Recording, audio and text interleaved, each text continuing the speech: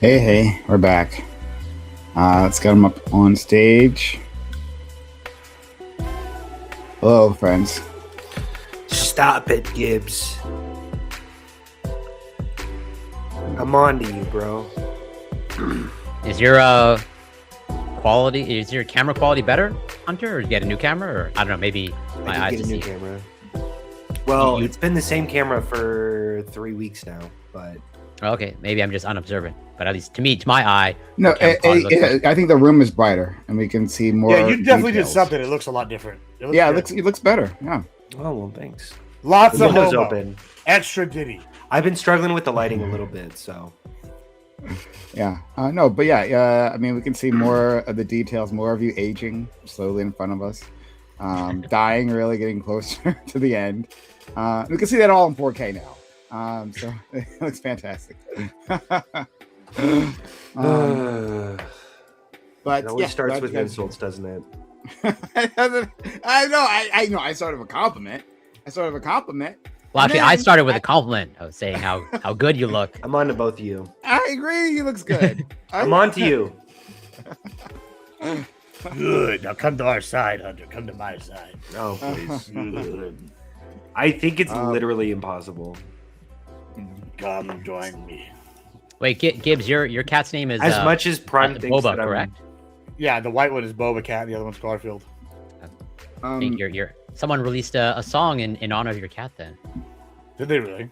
yeah, I'll post it. Yeah, while that's happening, Hunter. Yeah. No, you'll stick with the with the label Democrat, right? But in the end, you'll wait, vote for yeah, a lot it's of his priorities. So yeah, a lot that's of fine. what? You like Admiral Gibbs said that you should come and join them. You said you won't do that, and then you were about to say something about me. Saying As much things as about Prime you. probably thinks that me and him are the same.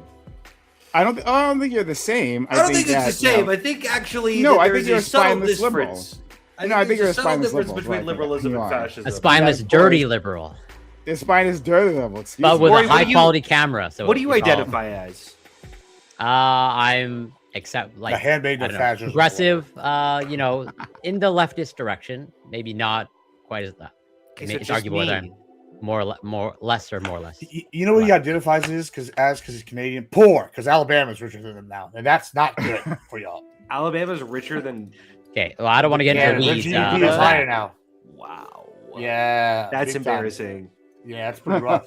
Actually, it's a very impressive turnaround for Alabama, but still Yeah. embarrassing for Canada. What's the average life expectancy of a person in Alabama? I don't know, probably like 30 because they're all bucktooth and inbred. What are you talking about? Like, roll time! Roll Yeah, time! why do you think we're gonna? Like, why do you think like we're the gonna overall defend median income in Alabama? Canada is lower than the United States. I can admit that, but like Listen, well, at least they can buy we cool have guns healthcare, and we have other hot like rods. social services that like you don't like. These are all like balanced out. Nah. That's probably Alabama. true. They don't need none of that shit. Yeah, where are you getting your numbers from? I would bet that it's just personal income. Oh, it was GDP. Alabama's GDP was larger than Canada's just like last year. Oh, that's study it? came out or some shit. Yeah. Listen, I'm going Alright. to talk my shit, all right? You're an American. All you should right. be happy to talk shit to Canada. Hold on, I am happy to talk shit about Canada. I am not Yeah, very that's happy right. to defend Alabama. Listen, that's neither here nor there. If our worst among us are beating them, imagine what the top tier do. Medium in what way? No, Again, let's that's compare fucking- life expectancy. Let's compare true. infant mortality. Let's compare maternal mortality. Like Doesn't these are- matter. Doesn't matter. 50,000, As long as the whatever. GDP, as long as your number go up, we're Hey, winning. we don't want to get into specifics, okay? We just Yeah. want you What to are know that you're specifics worse than really? us. Yeah, that's right. Just like in hockey. Okay. But wait a minute. Hold on. Corey, I'm gonna agree with you probably, right, on lots of things here, including that like the Canadians are probably like just better off than Alabamans in almost every way possible. However, right? So I haven't looked at these numbers, right? I'm going to take it on faith. Our friend Gibbs is correct on this GDP thing. But assuming that's correct, right?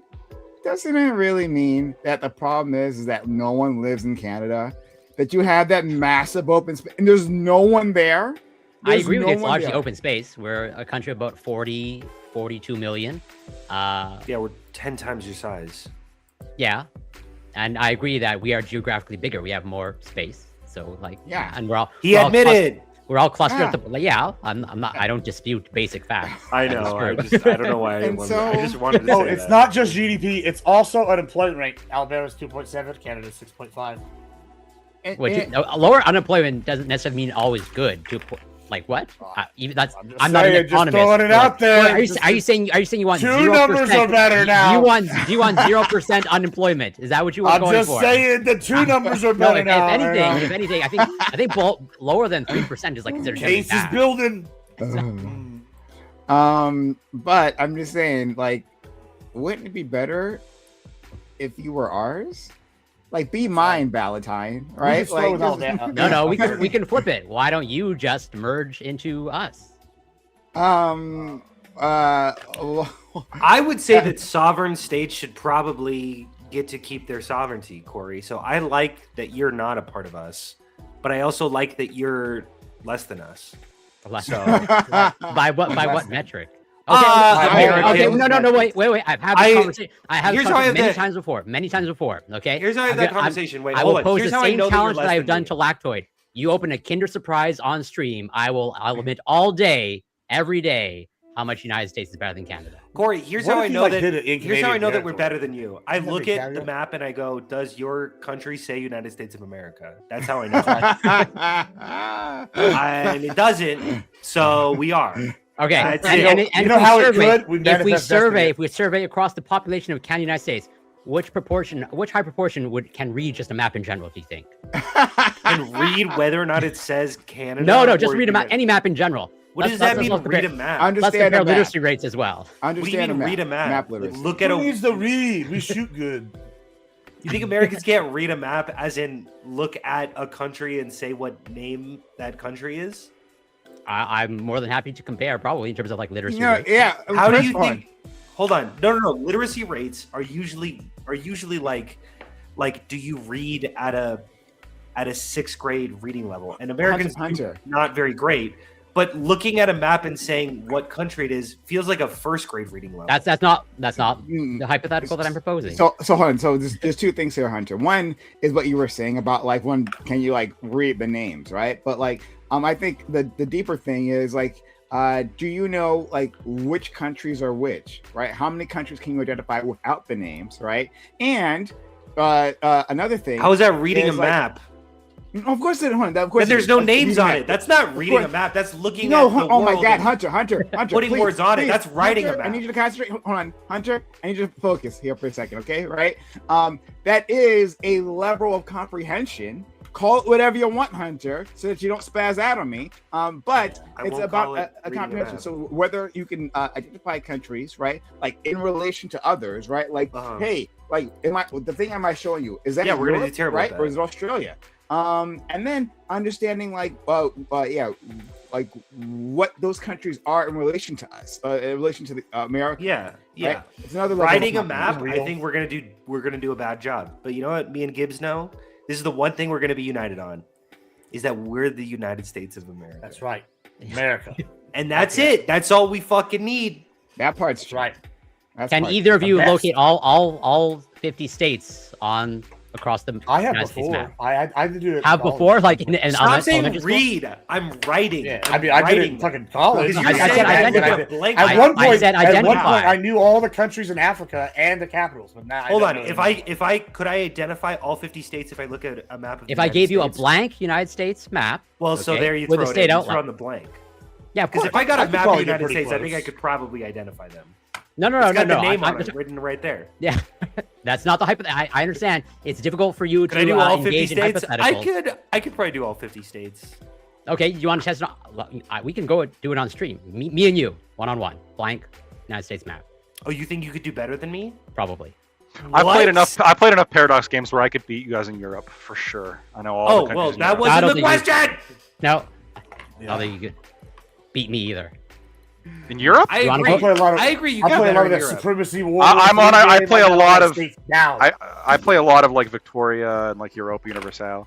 I'm pretty good at geography when it comes to countries. So, are you going to accept the challenge? Sure. I could I don't probably. I don't know how we're gonna do it, but I mean, if you have an easy way 100. of I doing could it. probably 100% United States. Well, think. there- I could probably do 100% US too. The East Coast gets a little bit. Have you ever lived fuzzy. here, Yeah, Lactoid? North. Because you're Canadian, right? Where's No. North Dakota? True. He absolutely is. Hunter, are you actually asking if I'm Canadian? Aren't Or you? is- Oh God. Yeah, he's absolutely Canadian. This is the danger of misinformation, guys. You know what happens, right? He's What are you talking about? What Canadian. misinformation? Of course.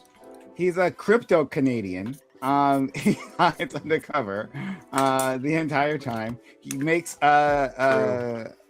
misleading statements about where he actually came from. He's been sent here to undermine America, which is believe why he became a libertarian. Oh, we got to Canada's we got to great dismantle plan. the federal government, guys. It's for your own good. Yeah. Hold on. Which one here is more American? I support my government. You want to dismantle it, Lactoid. True, Right, and right. replace it with the Russian government. Hold on. So- You don't support this government. You want it to be supplanted by a socialist government. Yeah, Um, I support the Kremlin. You support Hamas. I'm the only Come on, one who we're- supports the government. Actually, Gibbs is the only one who supports the government. That's right. Well, I support well. the- Like this current instantiation of the government. I support the freedom of the government. I support want what's to best feel for it with my Papa. people. But just like everyone does, right? And if Obama was still in office, Gibbs would say he supports the framework of America, but he wants to fill it with his people, right? There's nothing wrong with that. That's why we have elections. Obama was doing some pretty base things in the Middle East. It's just saying, you know. Okay. Okay. So we're And he's just, doing some pretty interesting things with the border as well. Just saying. Might be surprised. Clash for Clunkers wasn't terrible either. yeah. Sorry. Wait a minute, that was Obama? Cash for Clunkers. Yeah, I know he That did was- the phones, but I didn't know he did that. Yeah, He did Cash was for Obama. Clunkers. Yeah, that was under his administration. Wow. Huh. The more you know. Yeah. It's What do you crazy. think of Gibbs that, actually does know Lactoid? some history now and again. Well, I didn't. I was ambivalent before, but then I learned Obama did it. I'm really opposed. Really bad policy. Very bad, I would say. Valid. Yeah. Frankly, it's the best policy. Yeah. That's his Obama. I can't. Ba-ba. Okay. So we are still.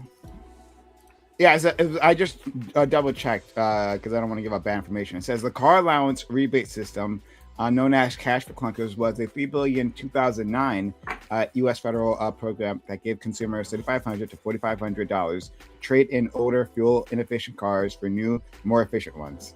Yeah. There you go. Okay, so we're still waiting on a few others. Hopefully they'll be here soon. And then, of course, Good one. Ali. Oh, hold on. Wait a minute. Hold on. Ali is here in under a half hour. What? What's Oh my God. good? Listen, we got off work a little early today. What's going All right. on? We love to How's see it it. going, Glad bro? to have you here. Chilling. Okay. Hunter, that camera, insane. Oh, see, I'm not the brother. only one, right? Yeah, Insane, yeah. We've brother. been saying. Yeah. I put a We all- I fucking- don't know what put a- happened. put I a- don't think I did anything. Listen, I put a little ND filter in front of my E-meet. This shit changed my entire world. But I that don't know what camera I that you did. got is I'm like, spectacular. I'm worried it's brother. gonna go back to the previous quality before. And then we'll be No, no. disappointed and we'll laugh at you. Yeah. Shit. Also, that "What Is a Woman" video on TikTok. Thank you. Great one. I saw that Great one. message. I didn't respond though. Yeah. Fuck my algorithm. Now I'm gonna get Lily Trino all over my fucking algorithm. Fuck You're you. allowed to post But- about that on TikTok without getting banned. Yeah. Yeah, apparently they've changed their rules since I've stopped posting, so now I can maybe get back to it. Because I used to get It was like none of my videos would go. Yeah, none of my videos would go. I'd get banned off live every 3 lives. Like, it wasn't worth it. Yeah, from what I understand, it's pretty easy to get banned. Like, you have to say unalive and all that Yeah, stuff. there's As far as I feel like I have a different experience with TikTok than every other person, because that's always been like a cult myth that you have to say unalive instead of kill. You could totally say kill the entire time. I mean, listen. No, it wasn't. No, it wasn't kill. It was suicide. Yeah, you couldn't say suicide. Sure. I've never had any issue posting any video with saying the word kill or genocide or suicide or Yeah, I think what are the other this words? video that was you can't- funky This for a is while. probably an Israeli plot by Mossad to get us all banned right here. Right? What do you Exactly. True, fueling the Uh-huh. conspiracy theories. Mm-hmm. Okay. Hey. Looks like we're all here.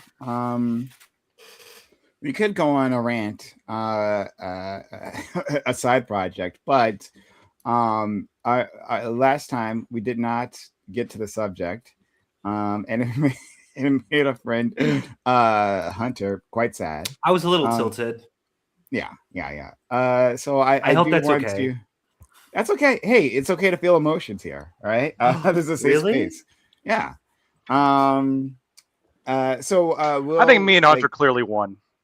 I think pretty directly last time. I think we're Sorry. going to I don't win. think you I'm guys excited won for the at all. lactoid. I'm still confused at What the what fuck your did you win? guys' prescription is. I'm very confused. I you know, whatever it was, it it was one. You guys had no prescription. Okay. It was just mumbo jumbo. I'm the doctor. Mumbo I bring the jumbo in the prescriptions. ether. Okay, I don't know what you're talking about.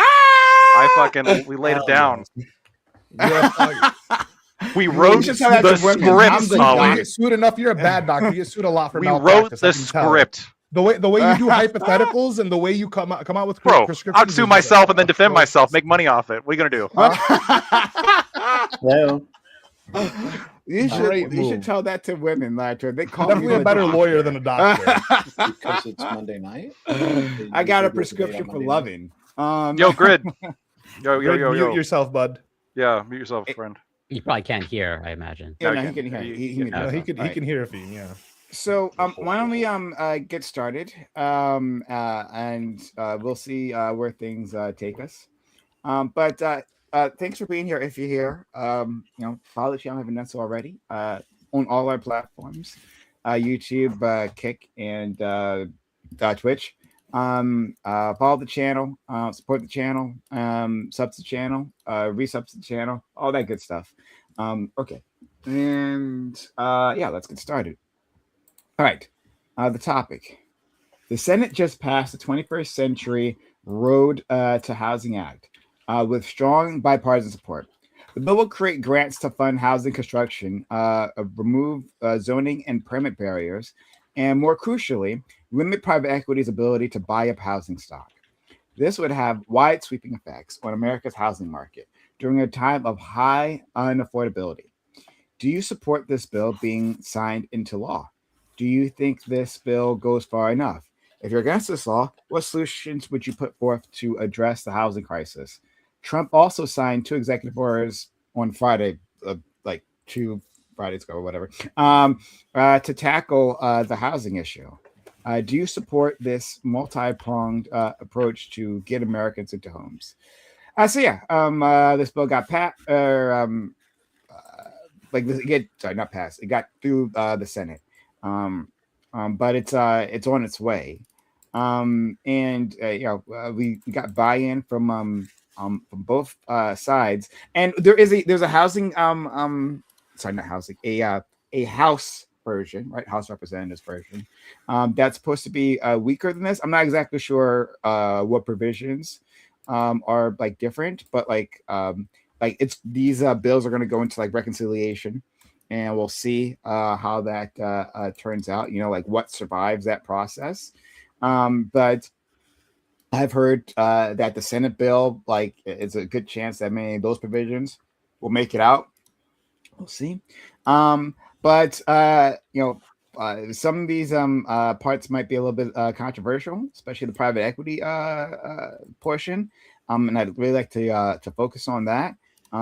But yeah, I'm curious what you all have to say. We'll go around the room. Start with our friend Lactoid. Yeah, I'm Lactoid. I have Lactoid TV, Twitch, Twitter, and YouTube. Generally opposed, obviously, to the grants, government money, bad. Generally a good, yay, taking away, restrictions, regulations, all that good stuff. The zoning and permit barriers, I'm actually pretty in favor of that. I think that zoning should be replaced with HOAs, which will solve all the problems. Wonderful, beautiful HOAs, and remove all zoning and just have like factory HOAs and stuff too. That'd be fucking hell yeah. I'm a fan of that. I think really the thing that maybe I'm wrong, because you never know how this goes. Maybe the thing we're going to run into a roadblock here and litigate is, I think the big thing, which is institutional buyers of single family households. I mean, people have been talking about this. This was actually something that is sort of almost agreed upon by both sides of the aisle. Like there's a strange level of bipartisan agreement here. I just don't think this is a thing, really. I mean, if I'm not mistaken, institutional buyers of single home houses is what, less than 1%. I mean, we're talking a tiny, tiny, tiny fraction. The idea that this is what's responsible for housing costs, I think, is myopic. It just doesn't seem to be backed by the data. And I think that this is a little bit more of a, I think the fact that it's such a small deal is, to me, makes it feel a little bit more like a political baton than anything else, which, hey, look, we're doing something, focus on this. Yes, yes, yes. Look, we're going to stop the big investors from buying your house. And then they're going to pepper social media with all sorts of anecdotal examples of this happening. But again, I really think this is a distraction. So that's my take. Thank you so much, friend. Let's go to our friend Corey. There's definitely a lot of the points that I agree with Lactoid in terms of, let's say a little bit of a deregulation, modifying zoning laws and all that stuff. And I also take the point and agree overall from what I can tell of like this aspect of private equity and then buying up housing. That doesn't seem to be like a major problem, or like, yeah, pretty much represents a very tiny fraction in terms of like the amount of home ownership by private equity. Like from what I can tell from the data, the vast majority of homes are owned by individuals or families and not private equity, as Lactoid pointed out. Where I deviate from Lactoid is like, well, yeah, with the grants and all that stuff. But also at the end of the day, like what matters, at least for me, when it comes to legislation or policy is like, well, is it actually effective? So if at the end of the day, okay, I'm more than happy to, let's say, support this, see how it plays out. If it actually, let's say in 3 to 5 years from now, it doesn't actually end up addressing affordability, then probably something should change. But as of now, I think this is a good experiment to run to see how it works out. Then hopefully we can actually have data and track things and see whether they're going in the right direction, or rather whether the United States is going in the right direction or wrong direction. And I'll leave it there for now. Thank you so much. Let's go to our friend Hunter. Yeah, so housing is one of those things in America that is one of the most studied and most well-known phenomena in in politics. It's super easy to understand what the issue is, which is largely zoning regulations. It's preventing housing supply from being built. My main issue with this piece of legislation, Lactoid mentioned it, I don't think that there's anything in here about zoning regulations or about things like transfer taxes or building codes that actually prevent cities from blocking construction. So when it comes to the Housing Affordability Act, I don't think that this is going to do much, if anything, at all. I'm all for grants if they're used in very narrow, specific ways. I mean, grants are good when they're good and they're bad when they're bad. And to me, there's some competitive grants in this analysis. In this bill, there's competitive grants that let people experiment with different types of housing policies, but this kind of feels a little foolhardy considering we kind of know the types of housing policies that work and don't work, because we've had 200 cities in the United States try, like, already experiment to begin with. My big issue, largely speaking, is this obsession with big institutional investors, and that's hopefully where me and Lactoid are going to agree, that it's specifically Title IX of the Road to Housing. It says something like housing is for corporations, not people. This is like we're running out of food in America and we're saying we need to ban McDonald's. It's like, if anything, they're going to be helping the situation. Why are we banning corporations? They make up less than 1%. It doesn't make any financial situation. It's this complete myth that BlackRock is buying up properties and then holding onto facilities, and that's what's limiting supply. What's limiting supply is city council meetings that prevent housing from getting built. But that's all. I hope that we can have a substantive debate on this. We'll see with the we'll see what we can do. We'll see what we can do. Let's go to thank you for that. Let's go to our friend Ali. Yeah, I don't really understand legislation much. I'm not gonna lie. Reading this doesn't make sense. However, when I hear talks about housing, I like Hunter. You keep talking about zoning and all that. I never see that as the issue. I see the issue that there are multiple people who own apartments and apartments and houses that are putting them up for rent, and they make all this money off of their rents, but then they keep jacking up the rent, but they never fix the houses, and then when they finally get caught, when it catches up to them, they can't fix it. So on, so it's like that. Then the zoning becomes the issue, and the legislation becomes the issue. I don't know. It just seems like people are making hand over fist when it comes to the like rental properties, and when it comes to like BlackRock is owning everything. I think people feel that they can't afford a house; they have to rent, right? So it's not necessarily that BlackRock owns everything, and it's not like huge, but there's a lot of people who have enough money to buy multiple houses to put them up for rent, or the people that own the apartment complexes, or the companies that own these are the people that they have to resort to every single time. So it does feel that regardless, if you're saying 1% of people own, 1% of companies own the property, or they own 1% of the property. Sorry. It doesn't feel that way for most of the people, considering that most of the people are renting. And who are they renting from? They're renting from like the owner who's making money off them. So it just feels like a company or a business it's just a business that they're functioning for. So I actually, we can talk about that. Yeah. Okay. Let's go to our friend Gibbs. Well, first, before we begin getting into this, I have some announcements to make because, why not use our intro as promo time? AdmiralGibbs now monetized all across YouTube. Pretty excited about that, so go check that out, guys. Secondly, we are having our second best month of all time this month so far. We reached our goal. We are now going to be marathoning, so for the rest, probably several days. So I'm going to be bringing a bed in here at some point tonight. We'll be doing the whole sleep good jazz and all that fun stuff. So you're ready for the old school Gibbs Marathon. Tune in. As for the Housing Act, I like deregulation. That's great. I don't necessarily like that they're trying to get private equity out, though, because fuck them. Corporations are good. We like that thing. See, Hunter and I agree on something. We like corporations. You agree by default. People. You agree by default. Or corporations are. This is the first time we've ever agreed. Fuck you. This is not. We've agreed several other times. This is the main one, though. But yeah, corporations are people. I'm excited to try to convert him via capitalism to our side. Yeah, we'll see what happens with this bill. HOAs suck dick. If you live somewhere where there's an HOA, they're the worst thing in the world. I hate them, and I hate you if you like them. Let's see. What else? What else we got? Oh, yeah, I'm pretty excited to get into it. I had to go do a deep dive on this and find out what the difference was because I didn't know as much as I thought I did about this, which is not that surprising because whatever, it's not even out yet. But, hey, let's keep going. I'm excited. Red, I'm ready to hear you. All right. Well, give me 1 second, guys. I just had to take a phone call there. I apologize. I hate doing that, but had to be done. You're good, man. All right. I'm actually one of those evil landlords, right? Like I have a real estate trust that owns a bunch of properties in Columbus, Ohio. We're looking at buying properties in San Antonio. We're looking in various other cities across the country.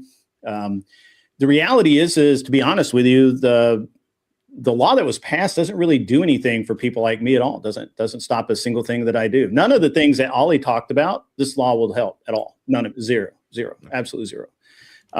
As a landowner, as a property owner, I'm not a slumlord. So like all of the properties I have, I keep in very good condition and I constantly improve them because that's how the value goes up. If they become piles of shit, nobody wants to live there. First of all, rents go down. I hate it when the rent goes down. I want to charge the most possible rent that I can. And second, if I do need to sell that property, I need to get some money, right? Like I'm greedy. I'm greedy. I'm just going to be honest about it. We're all greedy. We need to be honest about our greed. And so I want the most amount of money possible for that asset when I go to get rid of it. No matter how much it's paid me out, I still want more. I still want all of the money.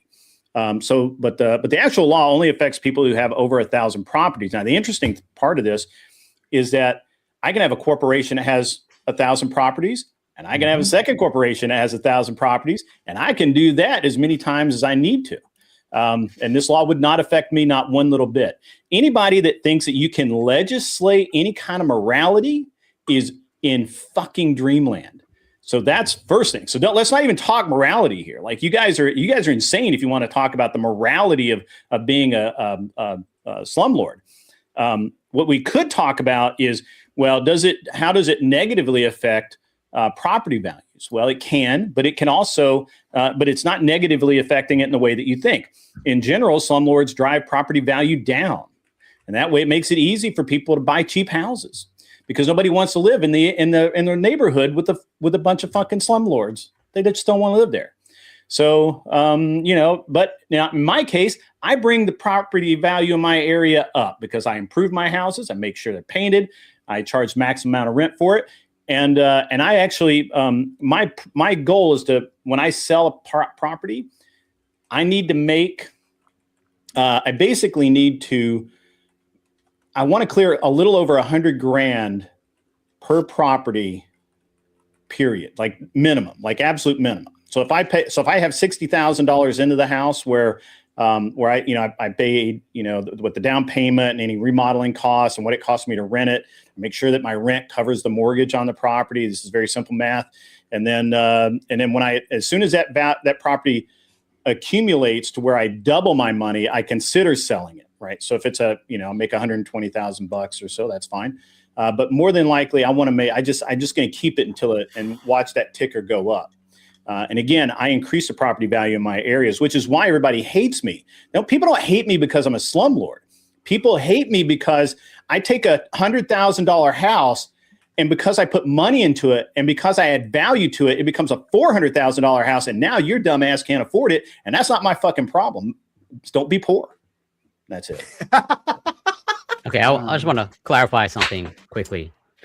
So, Grid, based off what you said, where you can't legislate morality, so I assume you want to get rid of laws against murder, then, right? I'm sorry. As in, you said you can't legislate against morality, so I assume you want to get rid of murder laws, correct? Abortion's already legal. I'm sorry, Lactoid got me there. How does a murder law legislate morality when you're allowing abortion? How is that even fucking close? You dumb fuck. That doesn't answer my question. That doesn't answer my question. Fucking dumbest thing you've ever said. You've said some dumb shit. And we're off to the races, boys. The dumbest motherfucking thing I've ever heard said on this panel. And I've heard a lot. You want to tell me murder legislating murder is not morality. There's no morality to it. What moral does it encompass? So an unjustified killing is not morality for you. Well, it may be justified in my eyes. Okay. What? This is okay. Wait, hold on. You said we can't legislate morality. If there's more murder around the houses, do it, you dumb fuck. The housing price goes down. Talking. Okay, my bad. Now Lactoid's the one talking. Yeah, I'm just saying. So Lactoid, you agree with this, right? As in, yeah. If we more murder, then the housing prices go down, and that has nothing to do with morality, right? Solved affordable housing. Exactly. So you also want to get rid of murder laws, right? Or laws against murder, right? Vagrancy laws, anything that can make houses cheaper, I'm in favor of. Okay, good, gotcha. Okay, I know there's a obviously he will never obviously when we say we shouldn't legislate morality, what we really mean is that when we can't. No, not that we No, I'm just saying that. Well, he said that's what he said. You can't legislate morality. You can't legislate morality. What you mean is that you can't do it on the front end, in that you can't just write into laws what you specifically want the world to do, because obviously you can. I mean, we saw this during Prohibition. You ban alcohol. It can lead to events where there's actually more alcohol than before, and it's just harder to regulate. But obviously, whenever you're writing legislation, you're making normative claims about what you want the society to look like, which is, in a sense, morality. That's the dumbest thing ever, Hunter. Wait, hold on. How is it in a sense morality? What are you appealing to? Because if I say that it's not moral, what argument do you have against it? I would say that's a wait, hold on. Any piece of legislation is a normative claim. We're saying we ought. Well, a normative claim is not morality. That's just us agreeing that this is how it ought be, how it should be. But it doesn't. How else can you derive should but from morality? Here, let me help. Okay, because I think I know what's happening here. Okay. Grid is saying that when it comes to housing or any other like technical like market situation, we should be driven by. Hold on, I'm not saying that's morality. Oh, I'm saying when it comes to these situations, we should be driven by like numbers and stats and like what actually works to achieve XYZ outcome, as opposed to perhaps what some people are like the micro morality of the situation, right? I understand. Like, oh, this particular landlord rose my rent. That's immoral. Well, no, like I don't think he's opposed to macro morality. I think the question is here is, you know, there's a lot of housing policies to be driven by like micro morality. You can't legislate people to be moral. You cannot legislate morality. Okay, you can take a moral and say this is. So you would agree, actually, that murder laws have no effect on the murder rate, right? Okay. Yes. Come on. Murder should be illegal. This is so. I am fine. No, I am fine with legislating morality. I'm Corey. I am fine with legislating morality. I'm trying. What claim are you going to make? I'm trying to help. I'm trying to help because I understand. Why are we mad at Lactoid right now? No. You're just aligned with Grid. I'm trying to explain the situation because I think I see what's happening, and I think you're like let's bear with me for a second. You should take one of those flags and make them a cape, Lactoid. You would agree. Oh yeah. You would agree that when it comes to like a technical situation, like let's say we're talking about, I don't know, like nuclear engineering or something along these lines, like it's important to look at, yes, the overall impact in the macro is going to have moral implications that we should care about. But like we shouldn't get all up in our feelings about any single case or like any individual circumstance. And I think this is when it comes to housing as well, because when you look at, I think a lot of housing policy, it's driven by, you know, rent control, right? Where just objectively this is horrible economically, but hey, don't raise my fucking rent. Or that's kind of similar a little bit to like NIMBYism, right? Where it's like, yes, building more housing is good, but not in my backyard. Fuck that. And so that's what I think is I think Grid, you can correct me. Okay. Grid, is that what you meant when you said you can't legislate morality? I will grant that. So then, but now wait, Corey, let's listen. Well, I mean, look, we can talk about. So then, Grid, can you summarize Lactoid's point for me? Well, what Lactoid's really talking about are ethics, right?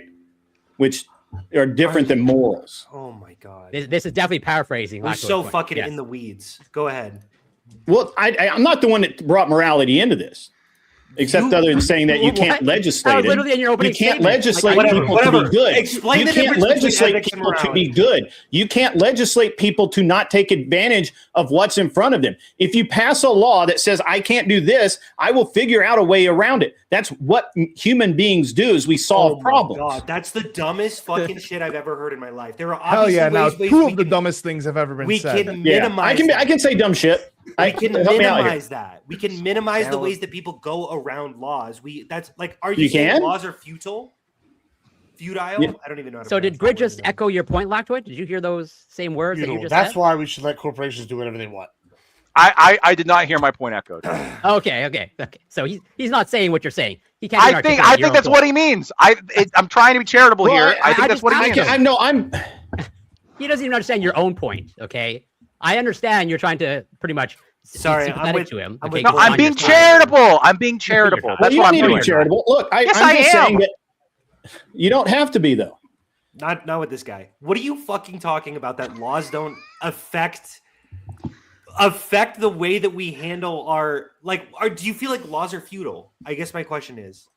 Yeah. I think that laws are necessary. However, but hold on. But they don't affect any human behavior. You just pretty much said that. You're talking about two different things.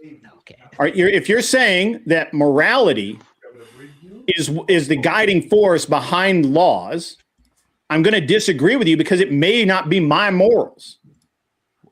So you can't legislate those morals. You can say ethically, this is what we should do.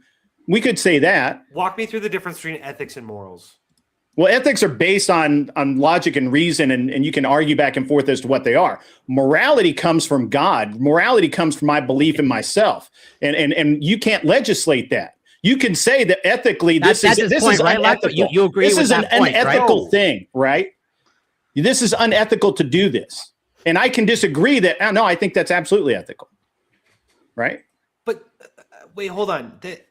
This is stupid for like 1,000. I think we should move on. What? Go ahead. What? Go ahead. I don't mind arguing. I like arguing. You can only I think we all derive. probably do. You can't logically argue for ethics without an ought statement. This is what Hume proved, that like there's an is-ought distinction. You have to come at huh? Nothing. Go ahead. I'm sorry. If you want to argue any normative claims, they have to come from an ought statement. They have to come from some sort of normative claim. Sure, but if you make an ought statement that says that you ought not kill someone, right? Okay. And I say I disagree with that. I think that person absolutely ought be killed. Okay. What makes your morality better than my morality? I don't even know how to handle this. What the hell are we talking about? Wait. You have more guns. Claims is going to be I have more guns, right? So- that's so- how. so- wait. But that's actually not morality. No, but it's That's enforcement peace of. through superior firepower. But you would agree it is enforcement of, right? Like, It is enforcement of. yeah, right. But again, you can't. You guys run from this all the time. You keep saying morals, and morals come from a belief in God or a higher power, something beyond yourself that you can appeal to, that I can't simply say, well, I disagree with that, and this is why. Not if it's preference. Sorry?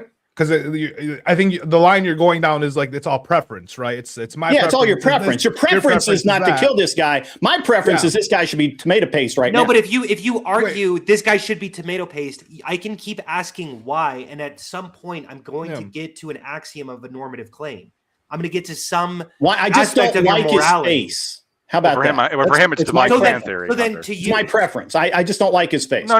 For him, it's divine. No, we plan haven't theory. all agreed It's just upon because that God says preference. so. Yeah, That's but the you're ultimate saying end. you're The saying ultimate ethically, breakdown I is don't what you have can to convince get people. this from It's and ultimately this argument breaks down to what can you convince people to agree to, right? Because as a society, we agreed that like murder, bad, whatever, it was downstream of morals, sure. But that's kind of what like you're getting to, Grid, right? Is that at the end of the day, it's all preference. And if can you legislate your preference, right? That's what it feels like. Because I've heard this, yeah. It is. It is. Yeah. Well, we've agreed right now that murder bad. That if you kill someone, and if you kill someone just because you don't I don't like think we their do face, agree you get to go about to that jail because for we that. kill people No, all the we time and don't call it we murder. disagree. What? We just dropped a bunch of bombs on Iran. Do you think people died in that? I'm sorry. It broke up for me. What did you say? Jesus Christ. We literally just killed a bunch of people in Iran. Do you think that's murder? Do I think it's murder? I mean, yeah, Ollie's sure. maybe the wrong person to ask. Yeah, I'm gonna go ahead and say yeah for sure. But No, I mean, like, Ollie's the exact right person to ask. but I think, but here's the thing, right? You'll do that. Like you'll say that you don't agree that it's murder, or do you agree that it's murder?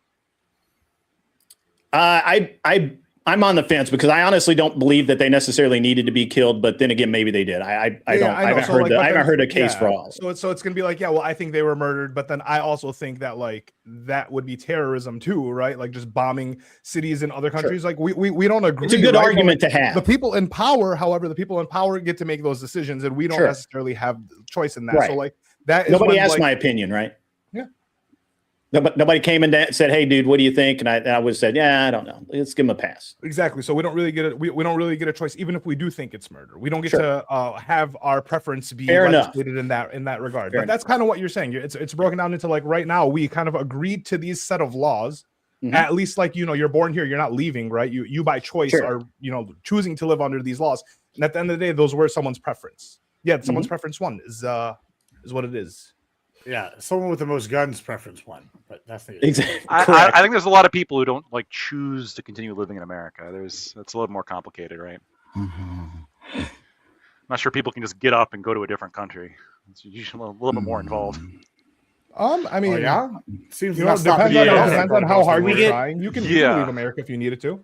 Yeah.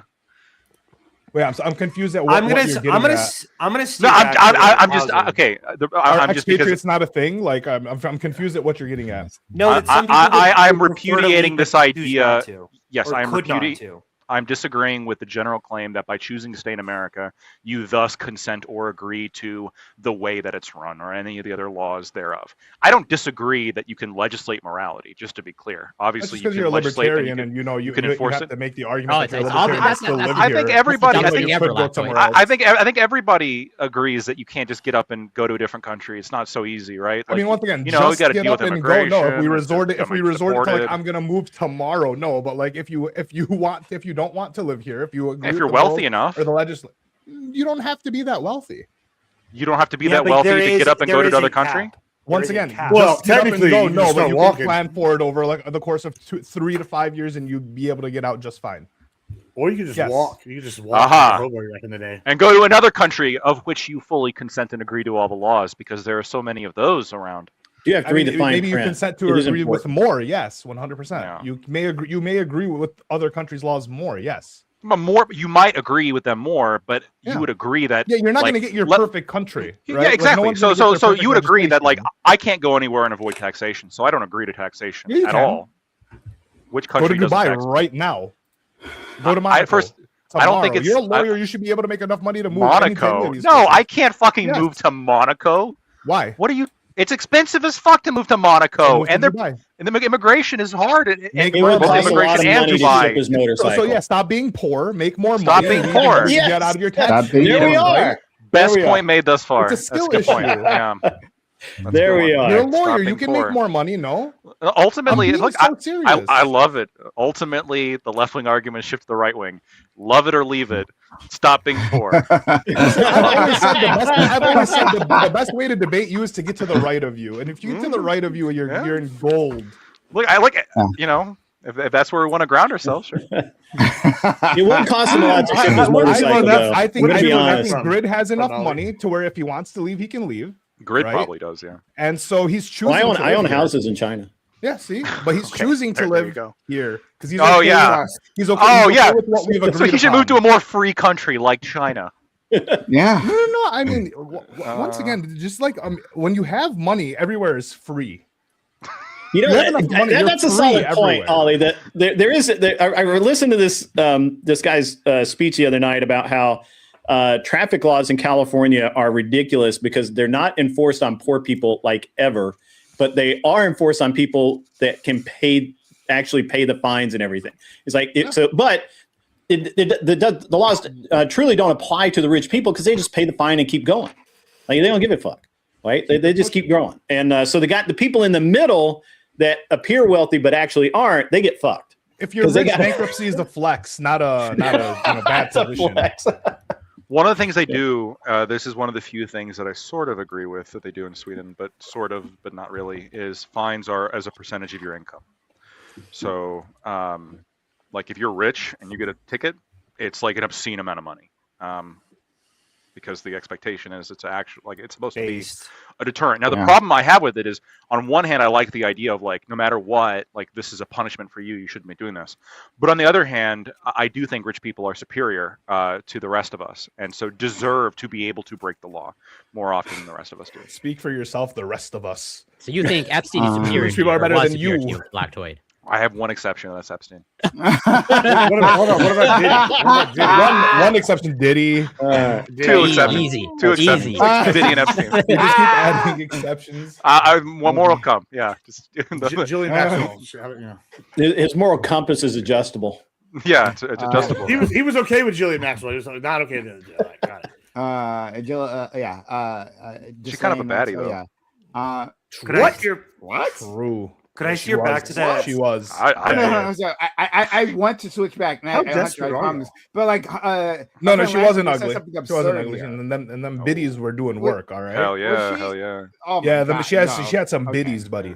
And no, thank you. she's a ride or die. So True. Well, there's True. that. True. Okay, all right, fine. I'll move past this. But like, Listen, if the Mossad is great at finding good-looking women to do their work, all right? Not snitching on Jillian Mansell thing. So we've devolved to talking about chicks that'll go to jail for you. That's what this conversation is What about. better way to drive down housing prices? Like you said before. I actually walk outside in my backyard. Before you're gonna buy, walk into the neighborhood, pop a couple off. You know, we can bring this back. Hunter, zoning. What cut down 20,000. This legislation, you said it doesn't do anything for Hunter. zoning. What the fuck does zoning have to do with the fact that there's already abandoned apartments or housing or like all these abandoned homes? Can you explain that? Yeah, There's mad abandoned homes that like apparently I can't buy and live in or fix or whatever the fuck. Why? Yeah, so abandoned housing, specifically when we're talking about abandoned housing, oftentimes we say that there are more vacant homes in America than homeless people. They're 10 times the amount. This is a completely warped statistic. Specifically, you're saying abandoned and they're saying vacant, and those are a very big distinction. When it comes to vacant houses, I can show you the data analysis on it, but largely vacant homes can be split up into 3 different sections. The first section are houses that are on sale or on the market, but are vacant because no one's moved in there yet. I don't think that should count as somewhere that homeless people should move into, because obviously that is taking a strain off of housing costs because they're on the market. People will be moving in there soon. Second are seasonal homes. And the third are abandoned homes. Those abandoned homes are largely in places where homeless people are not, places in the middle of the United States that no one wants to move to. And they are also so depreciated that they're a hazard to human beings, so that you shouldn't move in because there's like chemical waste or there's a reason it was abandoned. Like we're saying this as like as opposed to street living, right? Like I mean, some people take the chemicals, which is probably better than a lot of these abandoned houses. To give Hunter credit here, genuinely, yeah, I would prefer them living on the street than these. Because there's so many houses like black mold, unstable floorboards, shit falling in on you. All like there is genuine risks with a lot of this dilapidated housing for sure. Fair, but like the issue is, I hear this all the time that like the issue with the affordability in the housing crisis is that the zoning doesn't allow for building new homes, right? Like we're super underdeveloped. Yeah, the NIMBY thing that you can't build apartment complexes, so on and so forth. But then like the issue for me is, if someone builds a new apartment, that's going to cost a lot of money, and the rent isn't going to be any more affordable. It's going to be less. A new apartment building isn't going to be cheaper, right? It's only going to be. It drives down rent. It drives down rent because hold on. Let me supply demand. Because wait. I live in a super new apartment complex. I actually just moved. Flex. This is a brand new. It's like a 15-minute city. It's fucking awesome. Okay, but it's way more expensive than where my previous place was. But here's the thing: I moved out of my previous place, meaning that they are going to have fewer people. There's more spots that are opening up in the quote unquote cheaper apartment. In the cheaper apartments, because I'm but wait, okay, that's beautiful. I love how you think that's how that works. Okay, because when I was bouncing around in Detroit, there's a bunch of new development in Detroit. And it's very nice and it's fucking expensive, right? What happens is when the people move out of these older you moved out of your place, it was $1,600 when you were living there. It's $1,750 for the next guy that's moving in. Yeah. Now, why why would that be? Why do they not have competitive prices? Well, they don't need to have competitive. That is the. I agree. They don't need competitive prices, and this is largely because they don't have enough competitors. Well, and if there's more open units, when you build the new units, the prices are going to be higher. So it's not competitive. It's not going to bring the rent down. Like the new it will, because it's going to be more expensive because people aren't going to have the rent deflate.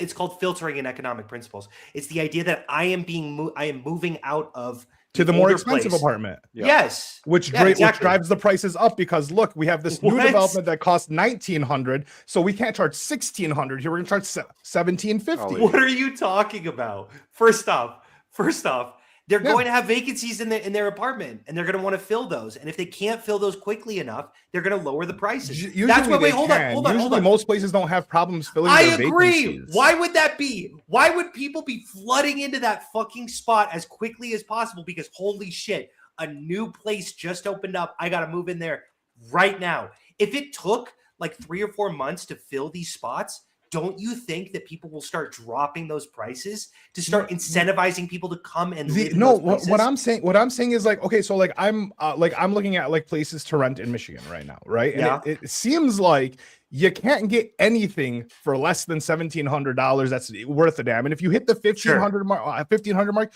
you might as well be living in like the actual ghetto. It's pretty fucking bad. These houses are bad. They haven't been renovated since like the 90s, early 2000s, right? But it's like 1,700 is like the new average, is kind of what I'm saying. And so it's like all this new stuff that's going up doesn't seem to be making things more affordable. It just seems to be like the new stuff is more expensive, and then the old stuff has to is just getting, because there's nowhere else to live, right? Like if you want to live in like they're not building enough. city, if you want to live in like a decent city or a clean area, it's just like this is the new minimum. This is okay. Like do you want to see like 1,000 stats on this? Because like this is the most. This is just empirical. I understand the stats, but like I understand that there's stats to it, but then there's also the lived experience of like people can't find rent or afford their rent. I fully agree, which is what I'm saying. Unless you live in fucking Houston or Japan, prices are going the fuck up because people don't allow building to occur. Building is illegal to build in most cities. You can't upzone in most suburbs. No, in most anywhere. Well, hold on. I maybe I missed something here, but I mean, Japan housing market right now is actually pretty flexible. I've looked into buying some houses there. Sorry. Yeah. But, no, hold on. You're right, because Japan has a declining population, so they're having more houses on the market. Right. Yeah. There's once a lot again of houses for sale. supply and demand. Right. I mean, ultimately, the price of living, the price of housing is. Can you compare the amount of places available and the amount of people that want to live there? Right. And obviously, you take into account the financial ability of the people that want to live there. That's surface level. Let me tell you what we got going on here in Nashville. Whatever the fuck's deeper. All right, let's hear it. Yeah. Let's. So what we got going on right now, like in Nashville, is it's just going to be always better when you go deeper. You know what I'm saying? Yeah. So, this was about a year and a half ago. They figured out that there were about 18,000 surplus apartments in Nashville.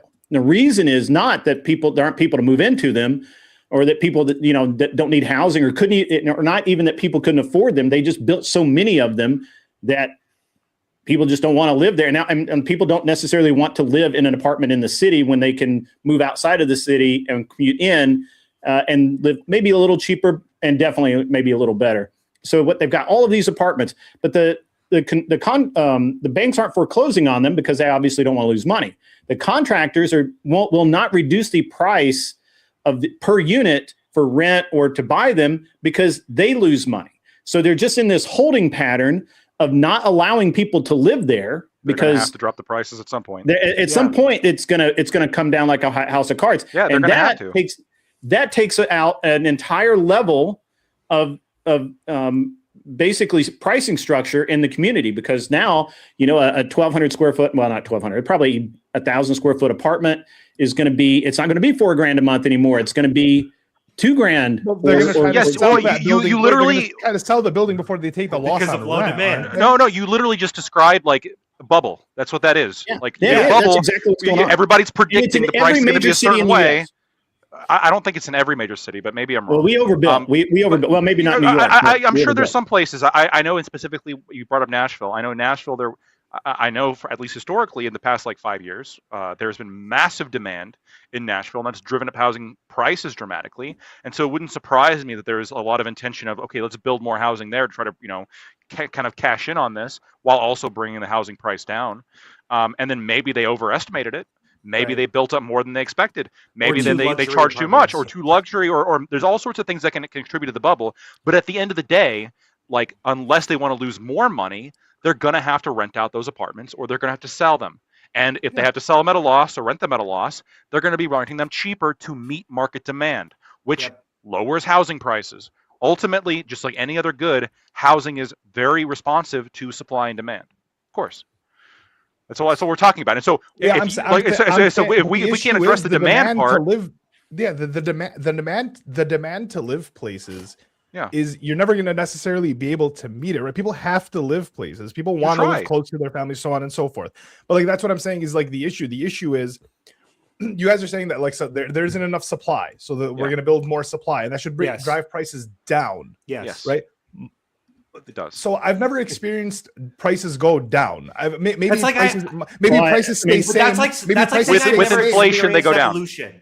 That's Well, like hold saying on, I've never hold on. experienced evolution. It's like shit. Sometimes this takes such a long time, or such like a macro analysis. It's really maybe you just have where to you're at, right? test Like this empirically.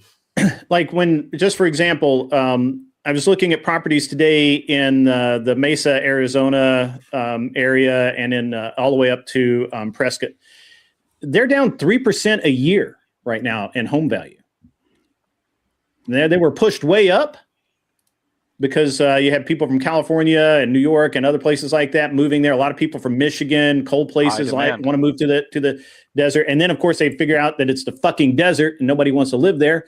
And then they move back, right? Demand drops.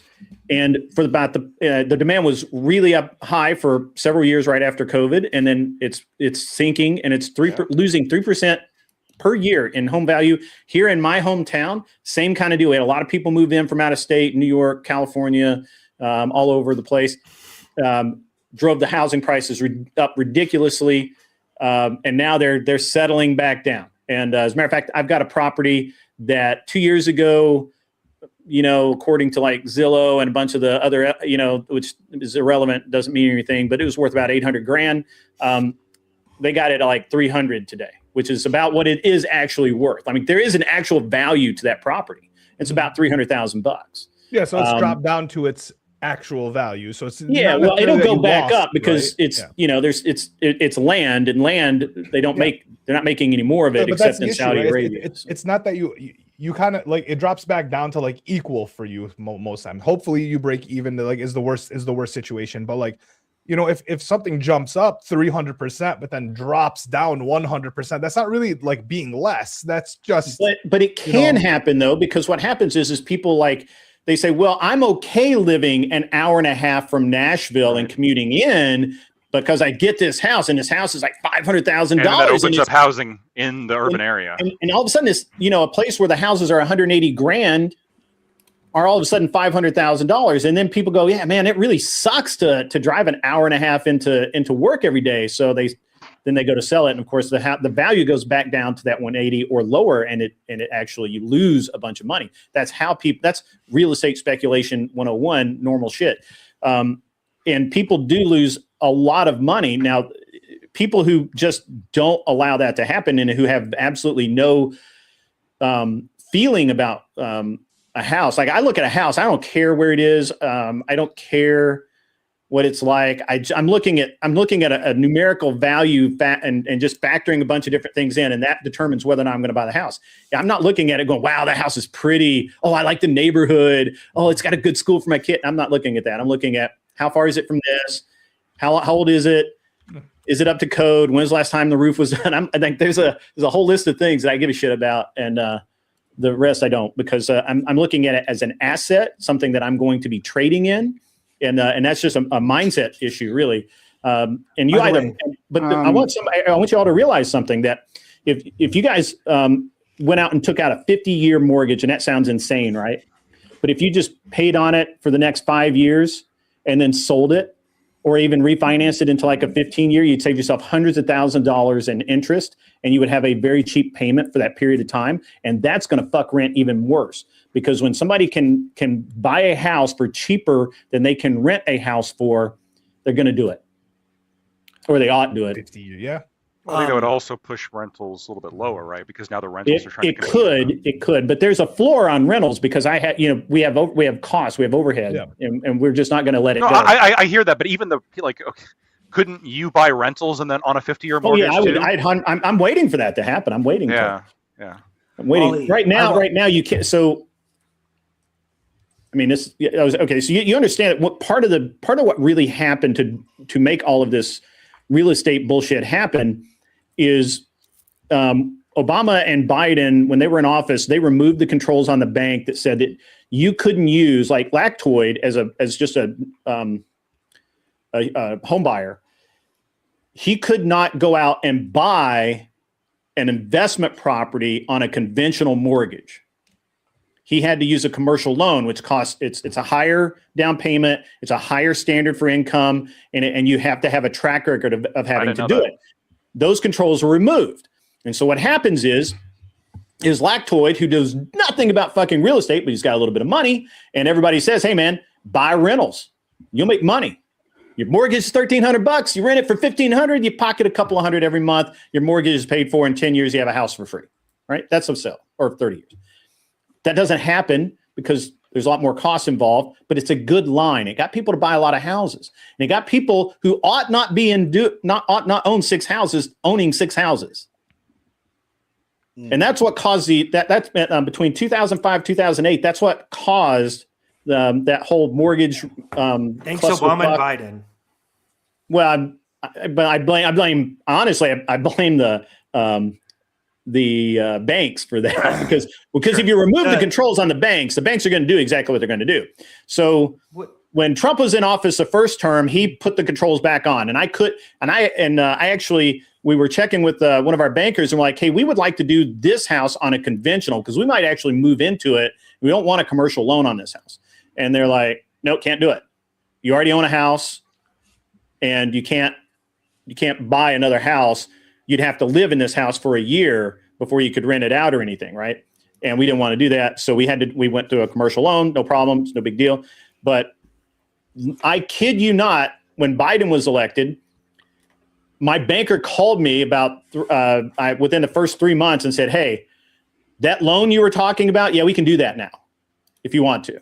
Just come down. We'll take care of it, because they removed the controls once again, and it's a very, I mean, it stimulates the economy because people all of a sudden will start buying houses left and right that they ought not buy, and it creates a lot of volatility, which I like volatility because I make money every time that happens. But when you're messing with this in this way and with banking, because banks are going to make money regardless.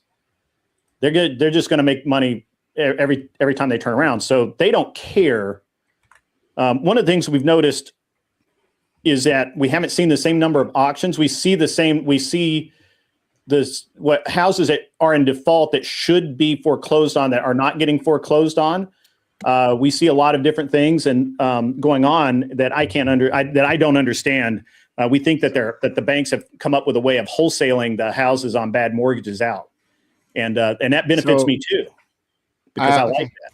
All right, Ray. Sure. I want to go ahead. Grid. Yeah. You have to understand that a lot of people are worried about their rent increasing, right? Mm-hmm. What would you say the mechanism should be in place in order to affect that? You can't put a mechanism in place to lock rent down. What? There's no way that you can lower rent?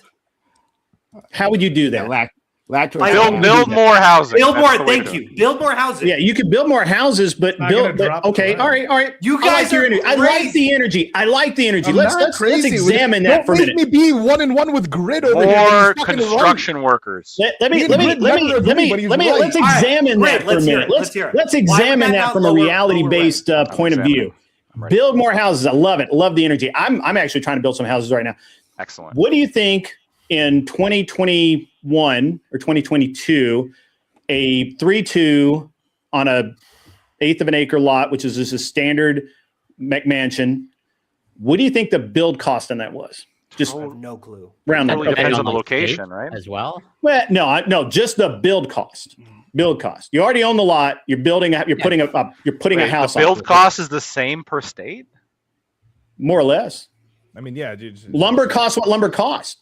Labor costs what labor costs. Okay.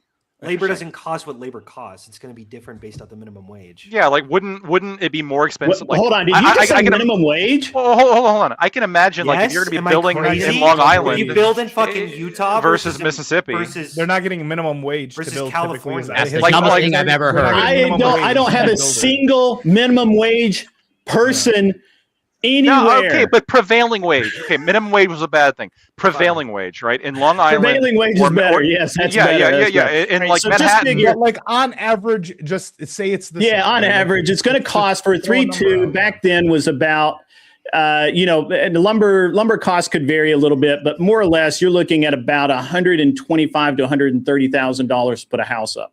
That house would be then Wait, worth when? about 300, when? For the 2021. McMansion? 21, 22, 23 in that area. Okay. In You're anywhere saying- in the United States. In any, It's any under 50 200,000. You're To hold build on, a McMansion? hold on, under 150,000 to build. For the Why build couldn't cost. I go do that? Are you a contractor? No, but I know where they live.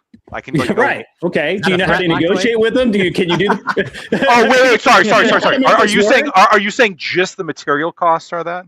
No, I'm talking about, a carpenter crew, you're with your framers, plumbers, Yeah. all of these guys. Yeah. Why that couldn't cost I a hire them developer? for 130? You could. Why don't you? But I couldn't. I can't build a house for 130,000. Okay, well, I'm That's the sorry that you dumbest can't thing do I've ever that. heard. McMansion. I'm sorry that you can't a do that. fucking McMansion. Not some peewee little. McMansions aren't that big. Great. Mansions are cookie cutter. They do them in 6 weeks. For Oh, you're so dumb, 120. Lactoid. How can you cannot see? No, You're wait, dumb stop. you are. I don't know if Not it's the time frame 120, but they're that's not. Well, how much allowed. do you think they are? Wait, I don't know if it's How much? 120. Fuck it, you guys are insane. When a I'll house give it- was I'll explain. $300,000, when a house Yeah, was $300,000, do you honestly think Yeah, it cost like- $300,000 to build it? No, it cost $125,000 to build that They house. got to make money on the house. We when they're building understand it. that part. Insane. Okay, So so I- just like, I- what stop, do you guys stop. think a house I costs understand. to build? Just Okay, go off of that. I'm gonna guess, and if I Google, I'm gonna Google what the actual cost of a new construction is. I think I'm gonna be right. I would guess. I've already got Currently- it. All right, well, New okay. construction I about haven't looked it up. I'm just gonna guess. Yeah, I think that if I wanted to build a standard 2,000 square foot He house, said mansion, by the way. Standard no, mansion. I'm not even talking about mansion. It's I'm not even talking about term. mansion. I'm talking about like a 2,000 square foot fucking suburbaville house. If I wanted to build that, if I wanted to go and hire all the contractors to put the whole thing all together, I'm guessing it'd run me $315,000. Am I right Brian? now, right now, or back then, but right now, you think a house is like 315,000. Sorry, wait, hold on, one second. Sorry. What was the cost that you specifically said? said there? I 315. apologize. 315 No. To do what exactly? to build a about 2,000 square foot house. In You own the suburbia. land. in the suburbs. 2,000. Okay. Yeah, so just I'm just gonna, assume the lot I'm- cost is out of it. So okay. I'm gonna read you what it says here, and it's above. This is a 3,000 to 5,000, but like we can scale the Yeah. cost. Okay. Here, right. Fine, a little bit So more. it says, building a McMansion, typically defined as a large mass-produced home ranging from 3,000 to 5,000 plus square feet, generally costs between 1 million and 2.5 million for the structure alone. And then it, it goes. To be fair, I said 2,000 square feet. Okay, Grade I just was. doesn't know the Yeah, number of well- zeros in a million. That's all. He's just off by an order of magnitude, And then you know? like I am changes telling you, my build I think cost is he not might that be the only much. I'm millionaire. literally building So for those structure- now. You're a developer. in the Midwest, in rural areas, it says like thought you for were the a structure landlord. and the land would be from Why wouldn't you be both? 750,000 to 1.2 million for the structure and the land. Okay. So So I mean, land is what land costs right now. Right now we're looking at anywhere from $10,000 to $100,000 an acre, depending on where it's at. because Okay, look, when you're right, when the 300,000, when they're selling that, which I mean, for new builds, it's going to be more than that. But if you're obviously they have to make a profit, and also, but if you're paying contractors to build it for you, they're also going to have to make a profit, right? I don't. Right. In what way? 120,000 would be crazy. All right. So on my property, or right next to my property that we're building on, they built it's a fucking. Hang on, I will actually just pull it up and see. And to be clear, I want to be clear. That was from Google's AI mode. Just to be clear. So right? so wait. it's So from if the- it's so okay. be So honest. if it's 1 to 2 million to build a McMansion, how much is it to build an apartment complex? Millions. A lot more. Or That's renovate, renovate, right? Millions. And then Much less. yeah, and so Yeah. like once again, these people that are building the rent, you're making the city better, right? You're adding more to the city, you're so on and so forth. I just don't see how the property value goes that why the property value would go 315 down. was probably low. Honestly. Wait. Ali, how probably are should have said you higher. not understanding that when the supply increases, the costs go down? Because I'm lost how that's lost. because I think like part of this equation is that like we're acting like there's a set amount of people as like we build more housing, it takes like 5 years, but then over those 5 years we have 5 years more of people that are renting, right? There's 8 new 18-year-olds every single one of those years, right? There's more people to rent. Yeah, but there's old people that die. Right. It would obviously but be not as relative much. to the population. Wait, hold on. It would obviously be relative to the population. Right. If the population is increasing as well, then sure, yeah, we're going to need to increase relative to that number as well. This is why Trump said when you deport the illegals, housing prices are going to go down because of this. Right, because supply is lower. I mean, if you're talking about like how many millions of people, but you're also losing out on a lot of construction crews. So. Exactly. So prices are just going to go by down. It all equals out, is what I'm saying. It doesn't just all equal out. It's just okay. You're there's getting just a really lot of angry, mechanisms. but like once again, I'm coming from a place where I own my house. I'm not really worried, right? I'm just kind of seeing what the fuck's going on. Wait, hold on, Ollie. I have a question. Yeah. Your housing. Sorry, the cost of your house is increasing. Yes. The worth of your house. Of my house? The worth of your house is increasing. Yes, 100%. Okay, cool. Because it's an appreciating asset, right? Yes. Do you not look at that and go, what the fuck is going on? Because if you drove a car, no, it makes sense that a house is an appreciating asset, though. Why? Why could it? Well, okay, considering that if you're supposed to take care of your house. Because I have an explanation for why it's an appreciating. Go ahead. Well, I mean, hopefully, if the neighborhood continues to grow in a positive like trajectory, right? You're going to get better schools. You're going to get better. The taxes are going to go up. You're going to get better roads, better parks, so on and so forth. So, I mean, obviously, your house is going to be worth more than the thing that you bought. It's a house. I don't see it as a car. Right, something that should be better maintained. It's something that is going to go up in value with like the community and the surrounding area getting better. But largely speaking, the community like gentrification, unfortunately, is going to be the answer. Right, gentrification would make your house be more.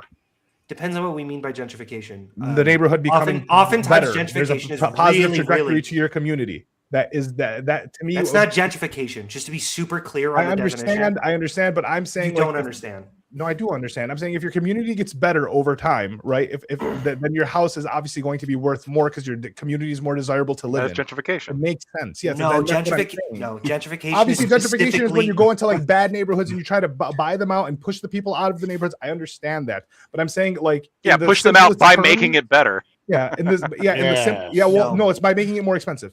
But how do they do that? Well, by buying it out, right? Making and it doing better, what? Yeah, how do they make it better?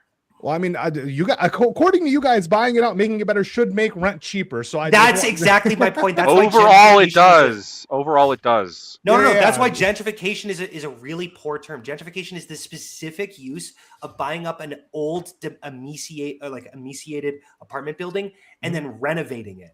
It's not when you build new housing; it's when you're renovating older apartments. Well, when most people are you can also build new housing when you're building. But then that doesn't gentrify that doesn't gentrify local residents because in fact more openings will occur for them. Yeah, because it filters that process out for them. I know what you're saying, and you're like, you're like partially correct, but in very like micro scenarios, this doesn't always hold. You can like through certain housing builds. And overall area like improvements, you can gentrify neighborhoods. Now, does this still overall decrease housing supply across the board because you're building new housing? Yes. The areas that there's other areas that become cheaper for sure. And I agree with you that there's also a little bit of a counter effect here of when you build more housing in an area that also that has a lowering effect, like a lowering pressure on the housing price as well. I'm just saying that you just got to be a little bit careful because you can, depending on the house you build in a very like localized area, potentially increase the price. That is possible. But then there would be filtering. There would be filtering into a different city. Yes, and wherever they're 100%. moving from, wherever they're moving from, you're essentially going to be helping someone more. Yes, correct. Okay, cool. So then I think that's a poor use of gentrification. We should specifically be looking at when we're renovating apartments rather than just building new apartments. That distinction matters a lot to me. Well, if you're building new apartments, the idea is that the surrounding apartments should be getting renovated as well, right? Like you're not gonna have because you're not gonna have new builds that are worth a lot of money next to shit builds that are worth no money, Yes, and you people do just all the moving into the time. new builds while living next to the shit builds. Hold on. Of course that happens. You have luxury apartments in a thriving city, and you have like 2 blocks away, you have shitty apartments. Of course that happens.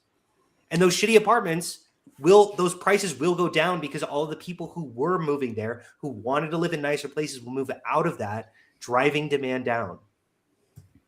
Once again, that's the idea that it drives demand down. To. There's the wait. So most apartment complexes have like waiting lists of people who want to move in. Yes, because supply is low. And they're denying them. So the people that move out, there is a huge supply of people that want to move in. I don't know where you think the supply of people wanting to move into places ever decreases. Hold on. Or that the demand ever decreases for Have you heard about Gary, Indiana?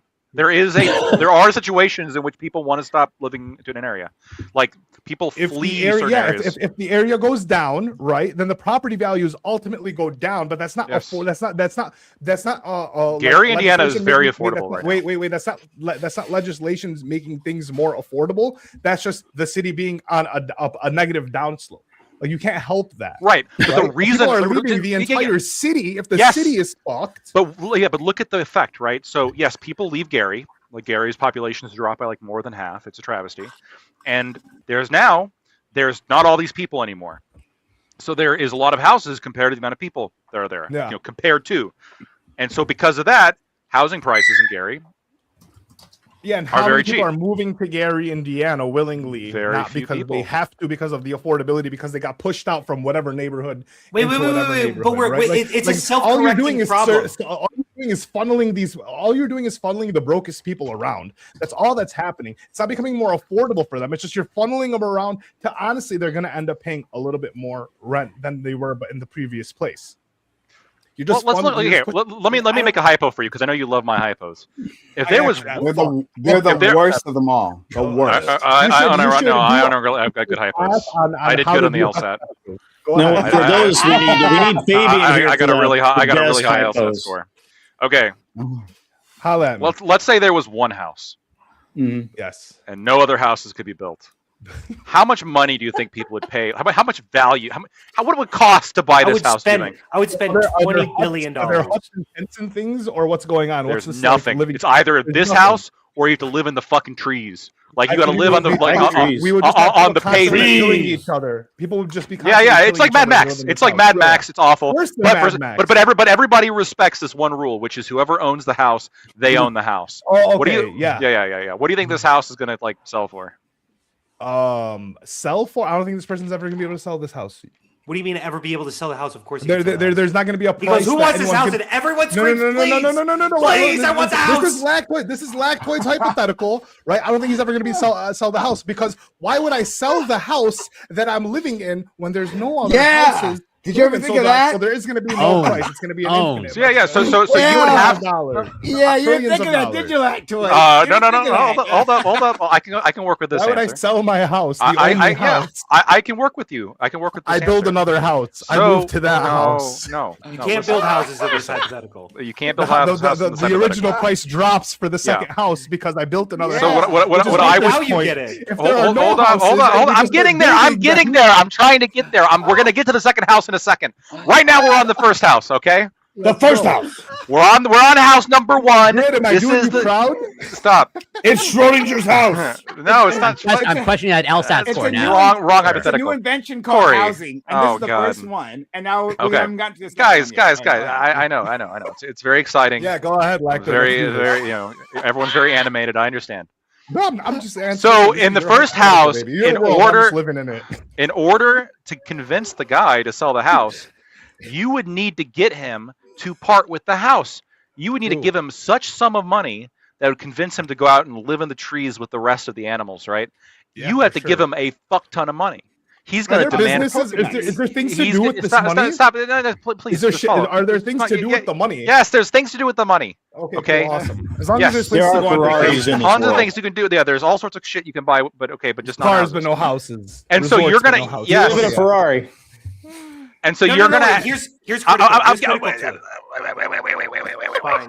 And so I'm trying to help you out. you're gonna have to pay him a ridiculous amount of money because Ungodly amounts of money. ungodly amount, right? Because it's the one house. Yeah.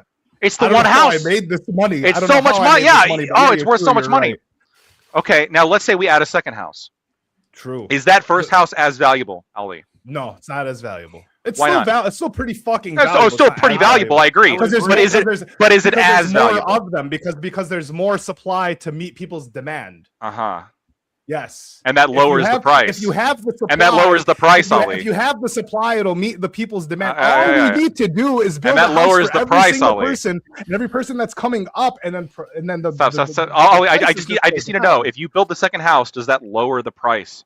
100%, Okay, if you cool. build 3 Where you houses, lost that me. would lower it down even more, right? even more. Even Yes, more. if you go from zero to 100, the price of the 100 Can we isn't use So some let's keep mathematical adding. induction here. yeah. And then the housing prices keep falling, right? For initial buys, yeah, for sure, every time. For the initial, if we start from Where zero, you- then yes. Okay, walk us through where you. Wait. where this is wait. going at. I want Where to you got understand- lost? I- Where no, between no, 1 no, and a million houses? Here, Which here, number here, did you? here. Because you guys were working from infinite amounts of money down, right? But right now there is a set amount of things. There are things, right?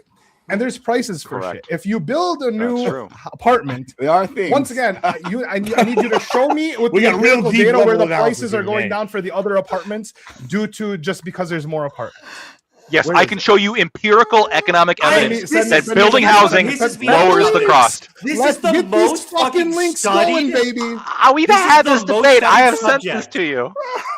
Like I can pull you 20 fucking graphs where we talk Yeah. about. Oh, Send well, in the when graphs, you- Hunter. Help me out. When you send me the graphs, what I'm gonna do is I'm gonna look up the local listings of the local rent of any place that I want to live, and I'm just gonna show you how high it is and how it's. You're going to going refute down. those graphs But not, with your wait, but not lived your- experience. your- You know what? yeah. I'm gonna refute your stats with what anecdotes? Because that's how we do anecdotes. this. Chad, That's how we live- fucking do this. who baby. needs numbers when we got lived experience? Good point. Kind of, yeah.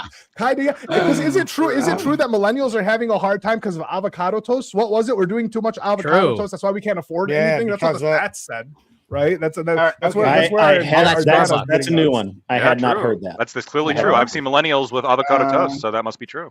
Okay, so I want to try to engage in here, right? Because I feel like we're making our friend our friend Hunter sad. And Yeah, me and I'm on Lactoid's side. This is crazy. You No, guys it's just are- because Hunter thinks I because he wanna- got the new, more expensive I want apartment that to- the guy behind This the guy happens a lot, paid Hunter. for. This is filtering. This is such a fucking known phenomenon. This is like the went most to- studied Yeah. shit in economics. Is build more housing shit happens. It Build fixes more everything. housing. Housing is so expensive to build that the rent. It's illegal to build. That's the issue. It's fucking illegal. It's Or illegal. artificially more expensive because of the regulations. Why is it illegal and to build? OSHA. Because wait, hold on. Let me stop. This is why we Yeah, abolished why is it illegal to OSHA. build? Actually, I want to know. Stop. Prices Stop. go down. Hold on. This is my shit. Don't fucking. Okay, cool. I've never Why been so is it happy to be illegal like to build sitting in on the America? sidelines for a Why is it panel illegal before. to build in This America? is great. This is a great question. This is a great Yeah, question. why? Is it illegal? Okay, great. Yeah. If you want to build a house in America as a developer, you have to go into a city council meeting and start advocating for changing the zoning so that it is allowable within the city's regulations. Mhm. Now, what often happens is a lot of the fucking loser ass landlords go into the city council meeting and go, wait, hold on. If you build this apartment building, my rent is going to go down and I want to make as much money as humanly possible. So I would actually like you not to build those apartment buildings.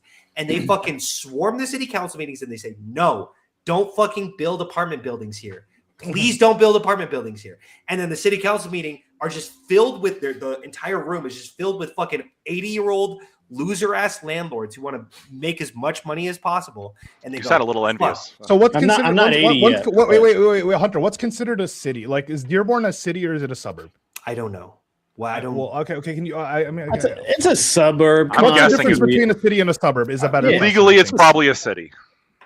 I don't even know. Oh my God. The lawyer goes right to the legal. Like, Hey, what's the difference between a city and a suburb? Because I Sorry, think you're talking about like people. It's not super clear. Well, because There's going to be a because he's saying landlords are going in and they're saying their prices are going to go down. If landlords are owning apartments, right? Like I'm thinking of like bigger apartments than like maybe a 3-story apartment, right? I'm thinking of like when you say city, I'm thinking of like a downtown area. That's kind of what. Think of literally any place in America. Think of literally any place.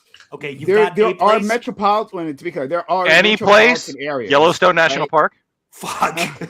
There are metropolitan areas, and then outside Houston's like the one place in America where this is actually not happening. You will find suburbs. So you can't choose It's Houston not either. actually that hard to figure this out. No, that's fine. Okay, so there's like Minneapolis, I think, is doing really well. So don't think of Minneapolis. Think of any fucking. I'm gonna think of little Nashville has too many apartments. Because you can't build apartments here. Minneapolis is not doing is because you're saying it's landlords flooding you're saying it's landlords flooding city Well, council. it sounds like he's specifically talking about apartment complexes because I mean, for me to build a house, I don't really have to do much of anything. I apply for a building permit. I tell them how big it is. For single family homes, sure. No, to build like if I want to build 10 single family complex.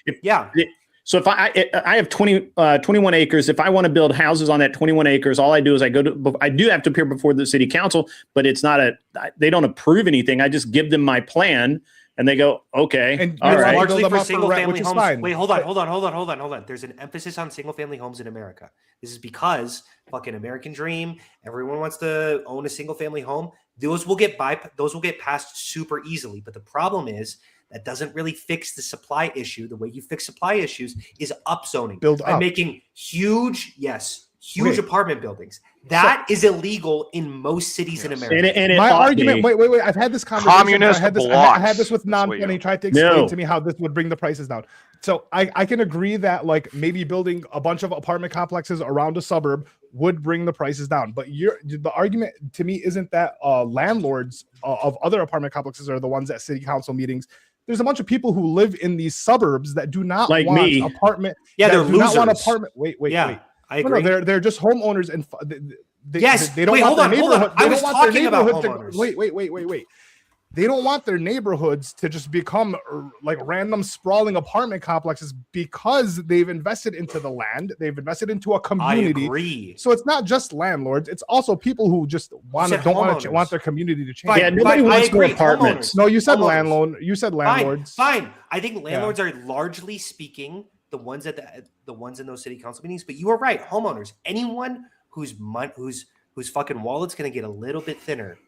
No. Don't do that. Don't just resort it to their pockets getting thinner. There are people Ollie's actually making a good point here. There are people there's an aesthetic distinction. Because when I'm buying a house for $380,000, I'm buying part of the community. I'm buying into a community. I'm buying into an area. I want to see a progress for this area, especially if I'm paying $350,000, $250,000, $400,000 for a house. No. I don't want, like most people that are spending this type of money don't want random apartment buildings popping up, not because the price of their house is going to go down, because eventually it'll go up regardless.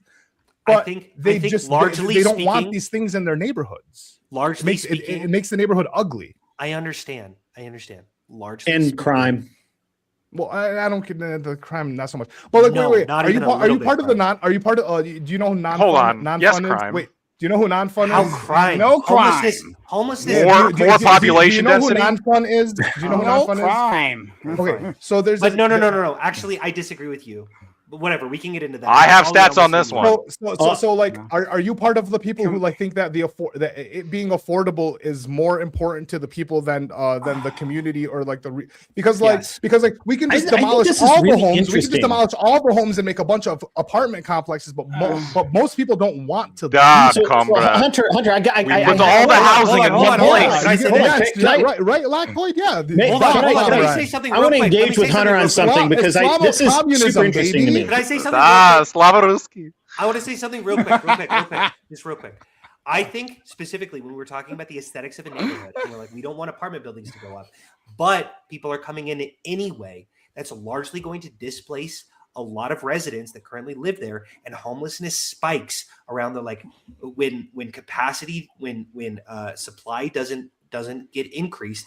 And I think specifically when we're talking about crime and we're talking about aesthetics, I think homelessness being allowed to sprawl into our streets is something that should be avoided at all costs. And I think that building apartments has shown to decrease homelessness. So this is an interesting. It does overall. Hold on, just give me a second here, Hunter. This is really interesting to me because you want more evil robber barons, not less.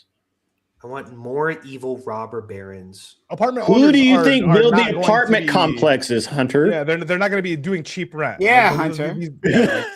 I'm not even. I'm fucking literally following right a now, little bit. like one of the things, Apartment one of my owners are projects on my slummy plate right now. Multifamily housing is run by landlords, isn't it? That's Oh, what of he's saying. course. Yeah, Yeah, so of you're course I asking do. for more landlords to come into my Of course I suburb. do. Well, Of course I okay. am.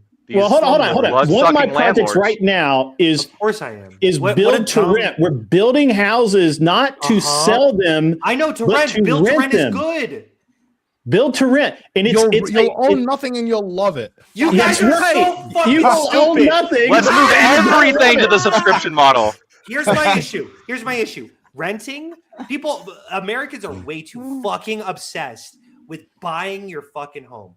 When you are a student or when you're someone who I'm glad to know Hunter's on my side as an evil robber baron. I'm not morally against landlords in any way. Even if I was, I couldn't legislate you out anyway. Because morally speaking, To win! It's a I don't know win if for he the was evil fighting robber you. barons. It's a I don't know if win he for was the fighting evil you. robber. I'll This is take the it. issue. Okay, so I Hunter, wanna liberals try to are never pro- found liberals landlords are the pro issue. slumlords because you guys think the want rents to- go down when we have more slumlords in the world. That's the issue. Well, I won't be a slumlord, can but I will only be an evil exist. robber baron. wanna slumlords try to can move only the exist because they're conversation. taking advantage of a situation that is I'm largely gonna try been- to. Okay, guys, I'm gonna try to shift the conversation. We're gonna start a fight. Okay, all right. The fight starts now. Oh, Let's now fight. we're gonna We hadn't fight? already started. I want to start a new fight. Excuse me. So private. Hey, by the way, so Prime, just give me 1 second. Before I forget about it, Lactoid, the typical contractor percentage of homeowner costs home building costs is about 40%. So where I would build a house for, say, I don't know, 150, 200 grand, you would spend 350 to 400 grand doing the same thing. Because you would pay the contractor 40%, and I don't do that. I'm my own contractor. Hold on. You just said that you would have to pay the contractors to come build the house, though, right? You don't personally No, go out there and I build the act house. as my own contractor. I deal with subcontractors, and I pay them as little as fucking possible. Okay, so let me understand this correctly then. Are you telling me that because, and maybe this is like this, I believe much more. You're saying that like as your position, because you're a large contractor, because you can offer a lot of jobs, you have more negotiating power to reduce the price that the subcontractors have to charge, as opposed to me, little old Lactoid, No. where if I try to go to I'm saying subcontractors, that they're going to charge me more because I'm just You one have to pay guy. a contractor's fee. He No, no. doesn't because he's a contractor. So you can't act as your own contractor because you don't know even how to talk to these people. So you engage in what's called a general contractor, and he marks everything up by about 40%. Well, now And he the knows that. Sorry, But I feel like maybe I hope I'm not being dumb. I'm pretty sure like, okay, if I did, I guess, a little bit of homework and I got to the point where I'm like, I figured out how to work with these subcontractors, I still think it's going to cost me like yeah, you $300,000 could save yourself $400,000 maybe 20 or down the 30%. boonies. You could save yourself a good bit, but you got to know which crew. You got to know, man. I'm telling you, there's a bunch of shysters in contracting. Yeah, Yelp.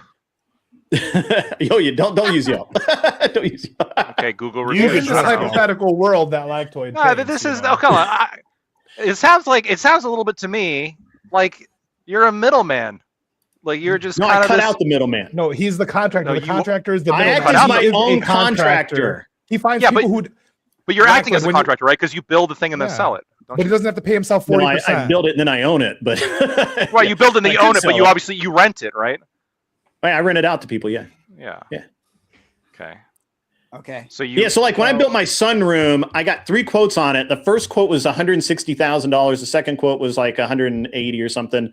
And then I got one cheap ass quote for like 100. I built it for like 65,000. Yeah. Well, here's what I suspect. Okay, could be wrong.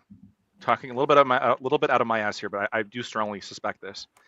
That the reason why you're getting good deals is because you work with these people a lot.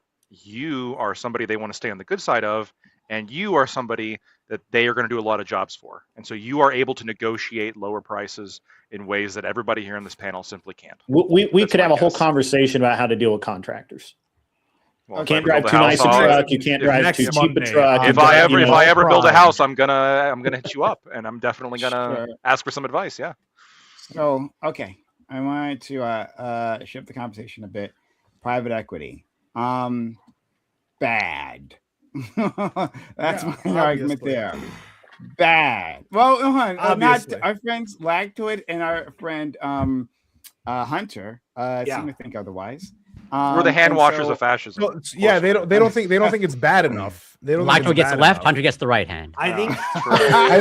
Wait, Hunter. Let me present my argument first, and that's going to be part of Grid's argument, which was that most of these large corporations are going to do exactly what Grid did. They're going to set up small LLCs that are going to buy up as many as they can, right, and hold them off. So like there was a whoa. Don't just move past that. Grid. Is that what you're saying? You buy? Not that he does. That sounds illegal. Could do that. Just so you know. Wait, no. Illegal. Doesn't sound illegal. It sounds like fucking not a way to make money. Yeah, I'm not gonna rent it. Wait. Not all of these private equity firms. Not all of these private equity firms are trying to make money, right? So there was when I was in college and I was in Ypsilanti, Michigan, downstream from Ann Arbor, there was a huge thing, a huge talk in the city about remember like 10 years ago when like Chinese everyone corporations quiet were down. buying Money up. just came in. $50 from Doobie. Thank you, Doobie. Shout out, Doobie. It said, totally agree that general contractors are the devil. That's why you pay broke family members. My man, Doobie. Most of the donkey work. Also, ignore Hunter, please. Americans should be obsessed with purchasing and holding a profitable property, right? Well, okay. I have a little disagreement. Yeah, I kind of agree with that. Doobie, as an actual rich person, I think would know. And Hunter, as an actual obviously, poor it's going to person, make wouldn't money. know. I'm bad. I'm against. So that. wait, I don't think my position is exactly fleshed out here. Just to be super clear, obviously, if you wait, what does it mean? Purchase and holding profitable property, like holding as in not renting that out. How living in be it. obsessed with buying a home and owning. Living holding it on your balance sheet. Yeah. Hunter, imagine, leave it to Beaver. Okay, you have a wife, you have a husband, and you have 3 beautiful children, a white picket fence, and a beagle. I like renting. And you live in the house and you own it. We can talk about that, Prime. But you own it. You own the house. This is good. It is good to have this level of stability. It's good to not have a deal with. I hate dealing with landlords. I hate the idea that somebody can walk into my house at any with just hey, I'm gonna check on you. I'm gonna check on my shit. No, you don't get to come into my house unless you have a badge and a gun, and I have to let you. Lactoid likes the idea of shooting people. No, I'm gonna say this. I love that when my toilet breaks, I just call someone up and just go, "You deal with it." I replace my toilet. You learn to be a man by owning something, right? Because then you got to fix it. Oh, yes. But I hear you. I don't want to do that. I carried the whole thing in. It was heavy as shit, and I fucking made it work. I make someone else do it. And then he grew a beard like a real man. Thank you, Doobie, for the kind $50 super chat. You can also super chat anyone else out there. If you want us to discuss your and you can super chat higher amounts too, just FYI. You can do that. That is also an option. We should test the limit of how much you can super chat. I think that's a perfect experiment. I've never seen the end of that rainbow. Let's see if it exists. There's certainly a pot of gold. I can. How many zeros can fit on that space there? And what happens, right? Does it like roll over or anything? I don't know. Hold on, we got another one. There we go. Thank you, DB. It says, purchase it, live in it, prepare it, and then rent it out. Selling it is haram. Right, Thank true. That's right. Interest is haram. Oh, we included renting? Okay, that's it. Yeah. So do you agree? Yeah, every American should have 2 rental properties. Should be obsessed with it. Yeah, you should be obsessive. Yeah, what I think you the agree, only way. Hunter? I think if everyone had 2 rental properties, largely speaking, They would be no. That's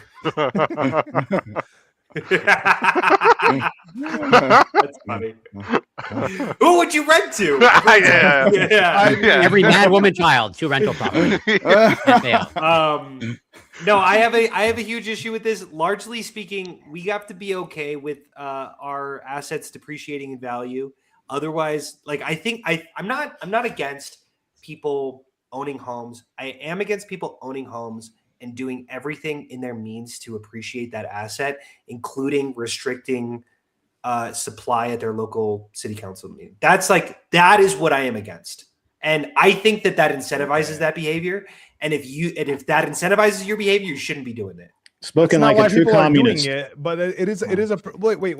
Listen. How is that comedy? People don't want to he's asking for more competition, literally. That's exactly correct. Yeah, I know, but That there's a difference between buying a car, right? Buying a car and buying a house, right? No one's buying into a $300,000 property in like being okay that it's depreciating in value. Why would anyone buy a property if like it was going to just go down in value? A car is a necessity. You have to have a car. You can rent. A house is not a necessity. I'm not even following. Wait. No. Owning a house for a lot of people feels like a necessity. Right? Unless you want to resort everyone to rent, that's fine. But no one is going to buy a house and have it like you'll have no one buying houses at that point. Yeah, I think that would be good. I think that no one buys houses. Hold on. Houses need to start depreciating in value. It's fucking crazy that the house market just keeps upticking. And this is largely because no one is building houses. If we start building houses, then housing values are going to start decreasing. How many people do you know that's paid off their houses? Hold on. Guess what? That's going to happen. Rent is going to be cheaper. Yeah. So how many people do you know have paid for their houses? When is it going to be cheaper? I've paid in full for my house, full for their houses, or mortgage their houses. Yeah. How many people have paid their house off? That I know on this panel or in life? just in real life. How many people do you know? I genuinely don't think I know anyone. Okay. My parents paid off their house. Didn't, yeah. No, I know tons of people who own their houses, but no, paid it off in full. No, well, you don't. You only kind of own it. You and the bank own it, and the bank has a larger share. Right. So you're technically renting. You just get to rent at a lower rate. Sure. You're building equity, which is different. Your house is collateral. I don't know if that's the same thing. So Hunter, houses shouldn't build equity? No. That's what happens in when we have built enough houses.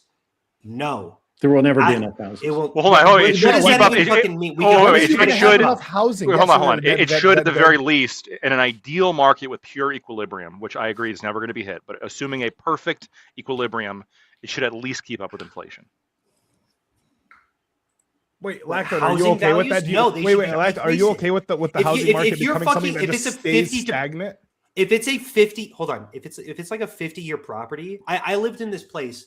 When I was just a student, it was like $250 to live there. It was crazy cheap. I probably picked up asbestos living there. It was crazy. And like it was falling apart. It was shit. That house is worth more than when it was built. That is a travesty. That doesn't make any sense. Hold on. Wait. Listen to what I said.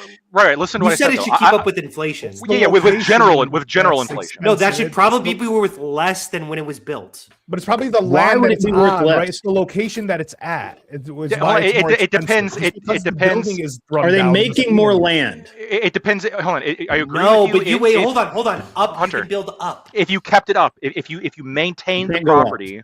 If you maintain the property, I think that at the very least, then it like holding around inflation makes sense. Sure. I agree. If you let it become dilapidated, then sure, yeah. Great. Okay, cool. That's all I'm saying. It drops. And by the way, it does kind of drop in value. If the surrounding neighborhood, in some areas it doesn't because it's crazy right now. But even if it's dilapidated, that's what I'm saying. Your guys' argument is Hunter.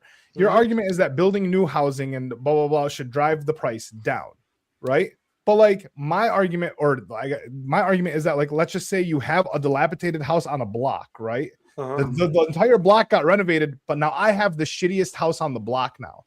Someone still wants to live on that block. They want to buy that land. They want to buy the property because the property's on this land, on this nice block. That's why my property went up in value.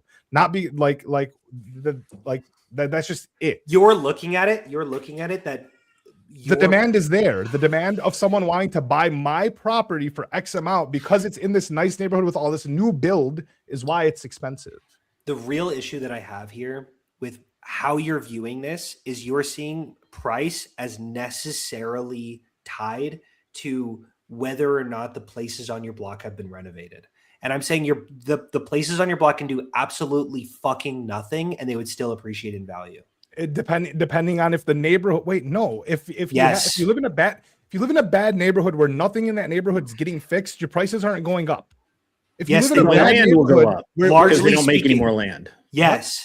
Yes, but if you live in a shit neighborhood and then things start getting better around your neighborhood, the prices of your things, even if you don't fix them, all else equal, the price of your house will increase. All else Hunter, so let me ask you something. So then, but I don't see what the argument against that is. Build more housing. I don't understand, Hunter. I really want to hit that 20 times. I really don't understand where you're going with this. Housing and my house becomes more expensive because my area becomes more desirable. No, it doesn't. It doesn't. It does. Because you're increasing the amount of supply.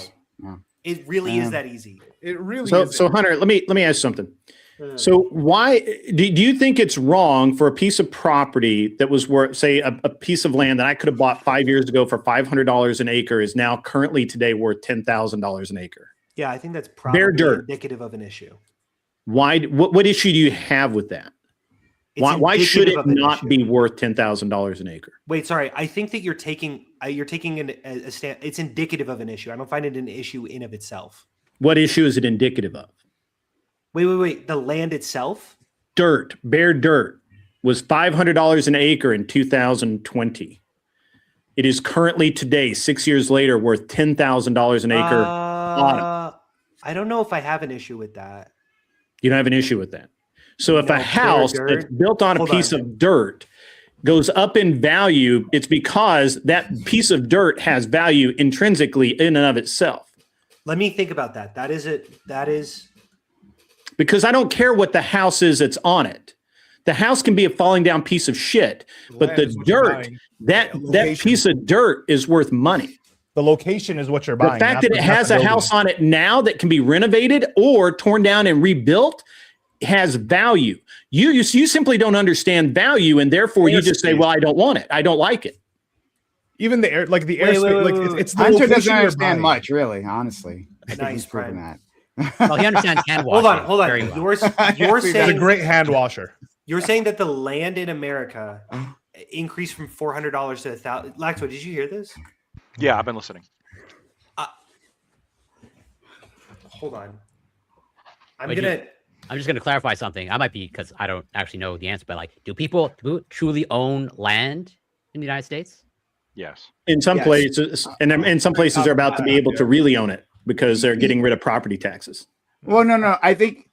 Do you mean? That? So hold on. I just because we talked about this lactoid, right? Like how under circumstances like the land under your feet, like after a certain distance, like it's not actually yours, and then like the mineral rights and all that. Yeah, and they can do things like they run pipes underneath your land, and technically you can't like fuck with those pipes and all that stuff. Is that what you're talking about, Corey? That's what I'm getting at. Yes, as in like, like there's like it is actually like yours, and like you can do whatever you want. Well, I mean, Not- it kind not of in the depends on true who wrote the rule contract. Is it ownership in the same way as like a car?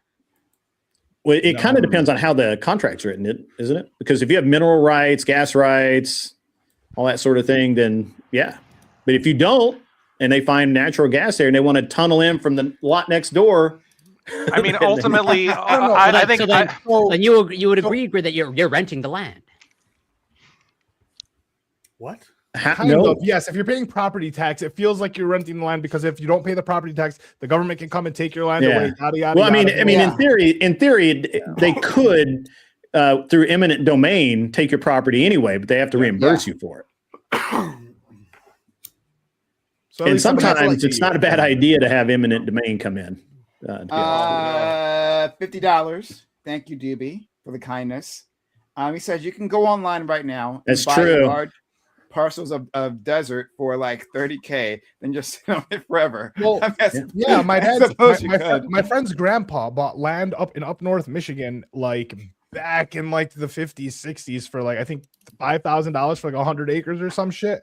And today it's worth like it's pretty fucking pricey. It's around like $1 million because there was like oil reserves that they found on it that they own the rights to, and so on and so forth. If like you get lucky, yes, you can buy like quote unquote worthless land. well, no, and at you some don't, point, you don't have to even get lucky. happens. It's like right now, if you're You're looking, going to pay if you look- taxes on that land. Wait, yeah. If you look in up north Michigan, right, like the taxes are going to be super low because they're not really like doing shit for the roads or so on and so forth. You can buy Well, if it's land in unimproved areas- land, you don't. In some places, if it's unimproved, you don't pay property taxes. on Yeah, it. so like, but like Land you can value buy tax land would in fix areas this. like there, like Hunter. To your point, there are cities that are kind of going up. There are people who are buying parcels of land and building apartments and building homes and so on. So the property value, like you can buy a piece of land right now for like 10 grand and wait 5 years.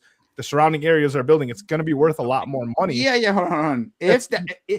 you're saying there's land that's like in a place that's on the up and up, right? Yeah. I'm what Dubious talking about. But he says desert, right? I mean, it could actually be like sandy, right? But it could also just be a worthless plot of land, right? For otherwise worthless, and like worthless now. the one that no one could like reasonably speculate would go up in value, right? But like there's like a lottery system here. One of those pieces of plots of land is going to go up in value for some reason, right?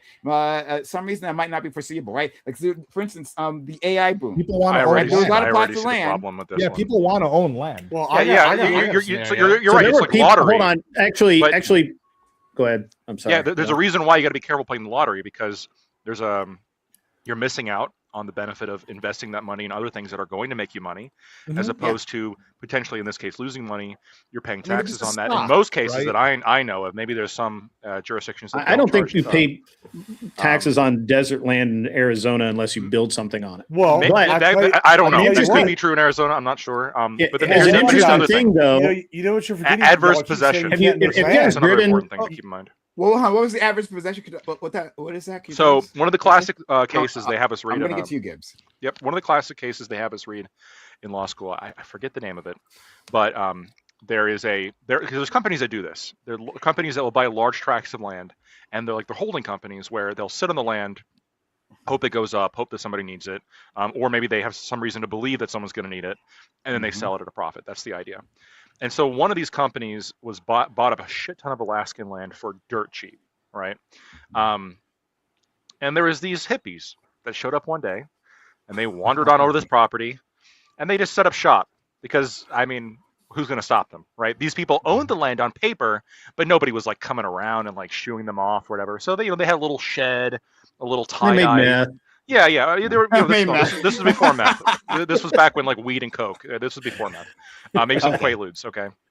Yeah. And in America, if you sit on land for long enough, it becomes yours. Yeah, Legal. squatters' rights.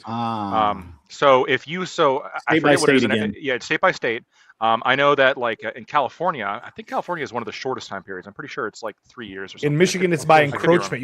You have to literally encroach on, you have to territorially take someone's land and kind of claim it, and then This is how it works. Yeah, this is how it works in every state. You have to go onto the land, set up shop, and basically act like it's your land.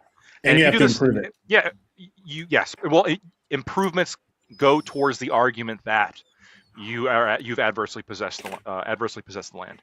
And so in this case, the hippies, they got the property, and they got to keep the property for the little commune, and the holding company they're just shit out of luck. They lost their investment, they lost the land, over. And so if you loan large pieces of undeveloped property, I would visit that place every once in a while. Keep in mind the kind of years you're looking at. Make sure you're surveying it properly.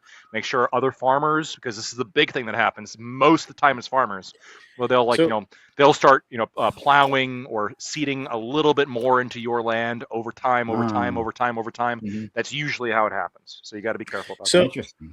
So as far as undeveloped tracts of land and buying it and that sort of thing, if you've driven down 40 through Arizona and New Mexico, you'll look on either side and you'll see these big things that are spinning around. They're called windmills. They generate electricity and whatnot. And Do you think we not know what windmills were? well, I you know, some people, okay. you know, look, I can't make any assumptions here. And That's what fair. they do, what these companies did is they went around to all these people that own this land that has literally nothing on it but fucking cactus, and they paid them a lot of money to go in and build these and put these windmills in, and they pay them every year to have those windmills on that property, and it's worthless, literally worthless desert land, and yet those people are getting a paycheck every month for land that they probably paid for 100 years ago or whatever. Let's go to our friend Gibbs. Yeah, y'all keep saying that, you know, we can't make land, and that's not technically true. I've been thinking about this. You know, Dubai's you know, done it. Well, you know, that's true. We also have people use old oil rigs, they convert into other stuff, you know, and I'm just going to bring up that liberal hot word that everybody likes to use, climate change. You know, that desert land, that might soon be beachfront property if you sit around. Could be. Enough.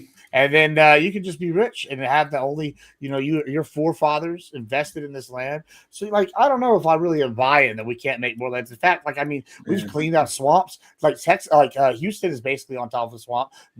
New Orleans is basically land. We could also take swamps. Cuba. You know, they've even extended New Orleans, if I recall. Or we can build up. They took built the little dikes, and then they built. It costs a lot of money to build up. Yeah, To be because of clear, regulations. Climate change isn't wouldn't make more land, right? Like No, the but rise in sea we've levels already would be done that. Though. losing We've land, already right? made taking more property Saying land. the taxes land will will cost so much change, money. right? Like the desert would becomes be- beachfront property. Yeah, That's more land to live on. but I get what he was saying, but I'm saying it's also it doesn't make. Well, that land would be but, like, useful, it- though. it- I wanna have bring it made back- land, though, several I want to times. bring it back to the private equity. That you were talking about. Let me. I like- let yeah, me do that, Ollie. private. Do it. Also, the Well, other me and fellows Hunter with were in the middle those of the trees in conversation about Amazon it. have created lots of land. No. I want to jump in. Sorry, I don't want you guys. You to can go. go I ahead want and to jump do it. in. It's your panel. Thank you. Thank you. You don't want me to thank you. jump in? I appreciate you. Hi. Listen, I'm I just thought a we were guest on your friends. panel. You know, you're supposed to be the moderator. We're supposed to be goofing it up, but okay, I got you. Calling you Whatever out. you want, Prime. Whatever you want. Go ahead, Prime. You have my permission. Go ahead. You're supposed to be the moderator, but It's in supposed to reality, be. Okay, all right. So I want to engage with our friends. I want to engage specifically with Lactoid and Hunter, but other people can jump in as well. Especially if we have disagreements.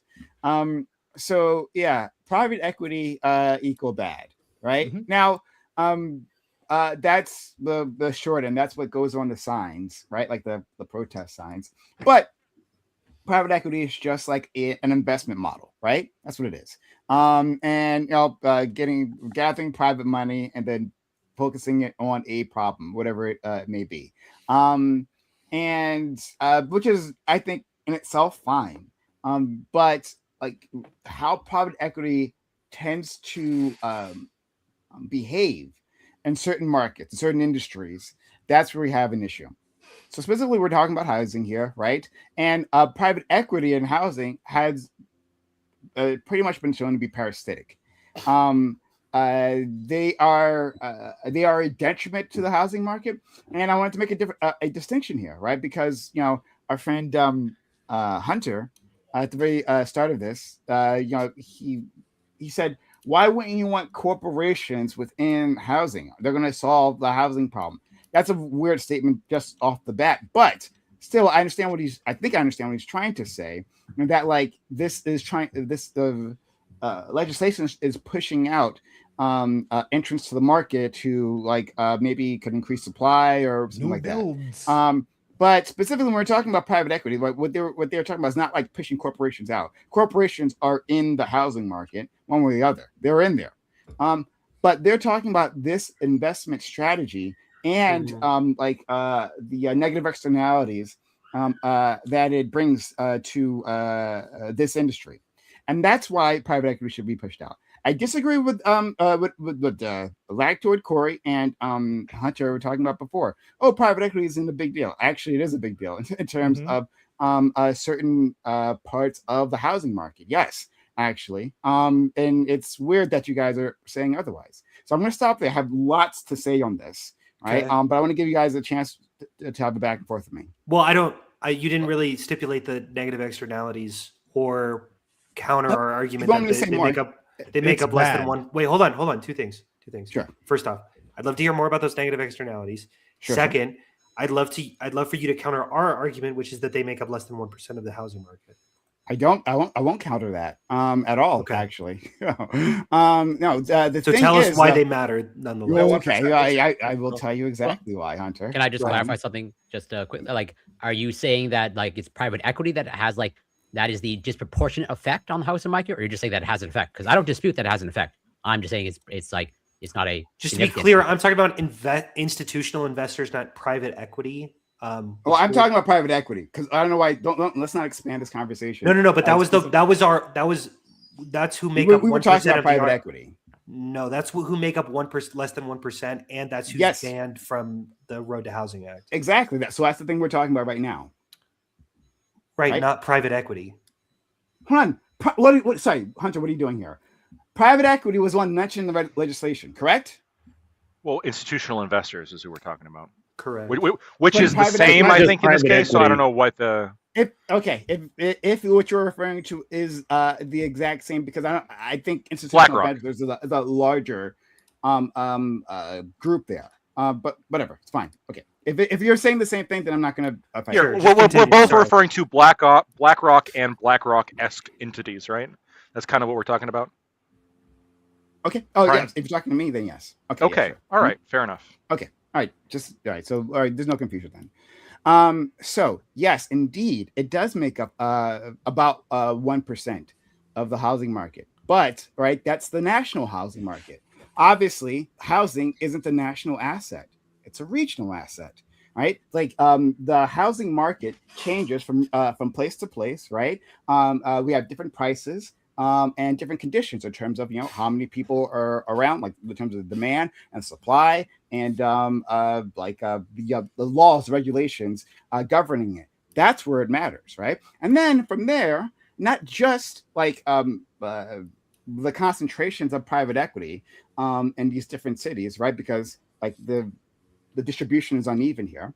Not just that, but it's also what part of the housing market we're talking about. So in terms of single family homes, they're not nearly as big of an issue, but in terms of single family, like bought single family homes, but single family rented homes, they're a bigger issue. And then for apartment buildings, based on multifamily renters, apartment buildings. That's what's the issue with them owning the single family rental homes? What's the issue? Excuse me. Do they deliver an inferior product? So it depends. They could. So then I'm gonna focus on is the apartment buildings. I know less about the single family home rental. I think a lot of the things I say are going to carry over there, but I don't want to die on that hill. So I'm going to focus on the apartment buildings. Yeah. Okay. So yeah, like on those apartment buildings, right? Their ownership. Those are what we've seen is a clear pattern of the quality of the living there becomes less, right? The amenities become less.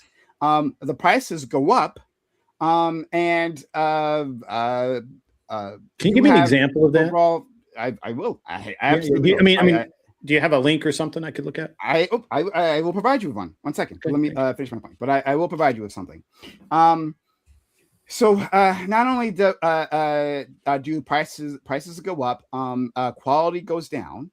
There may not necessarily be a slumlord necessarily, but they are trying to extract value very quickly. We can get back to what that means later on.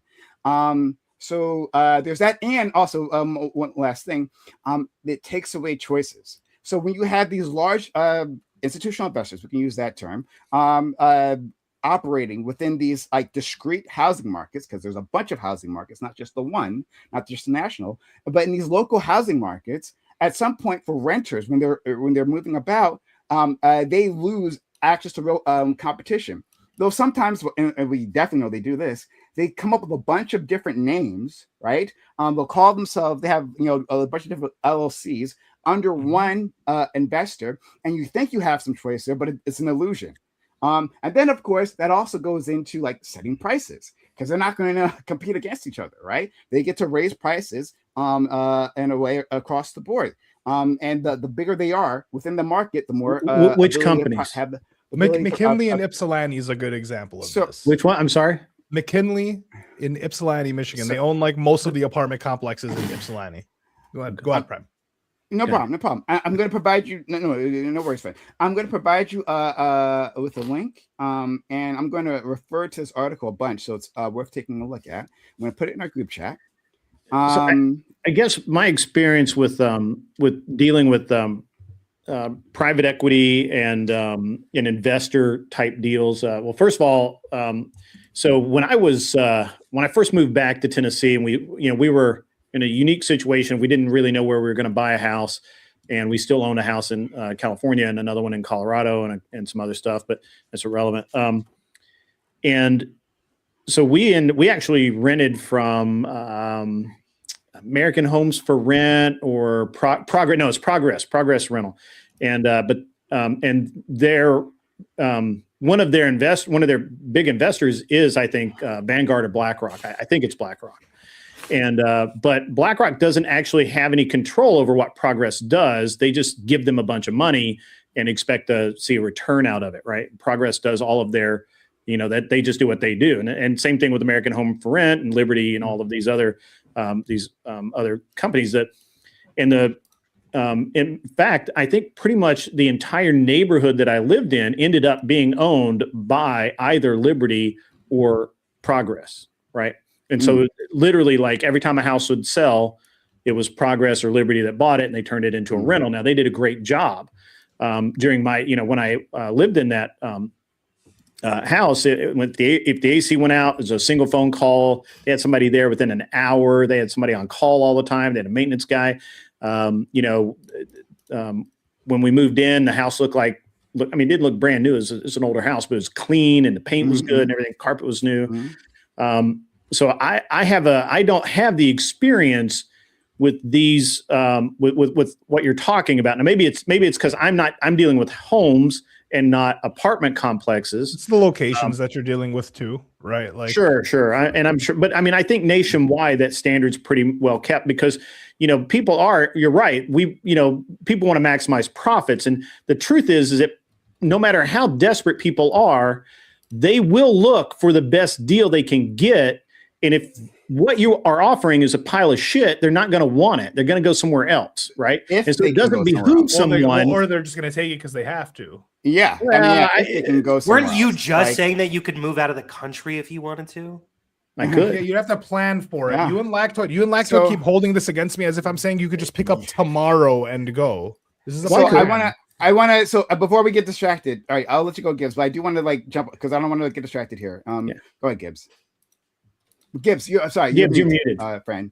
You want to say? Oh, sorry. Yeah, go ahead, Prime. I'll go after you if you don't mind, because I'm going to move the topic a little bit to something else, part of the problem. But I guess my perspective on this is different because I'm not as familiar with the apartment complex side, and I don't deal with apartment complexes. I think that there are a lot of trouble in there. It's where you lose money. Although we may actually be we may be investing in one shortly. So I don't know. Maybe I'll listen to what you guys are saying here. Yeah. And we still love your perspective. So to our friends, Hunter and Lactoid. I don't know, other white guy, whatever. But went to Lactoid. Sorry. We're called the base it seemed like.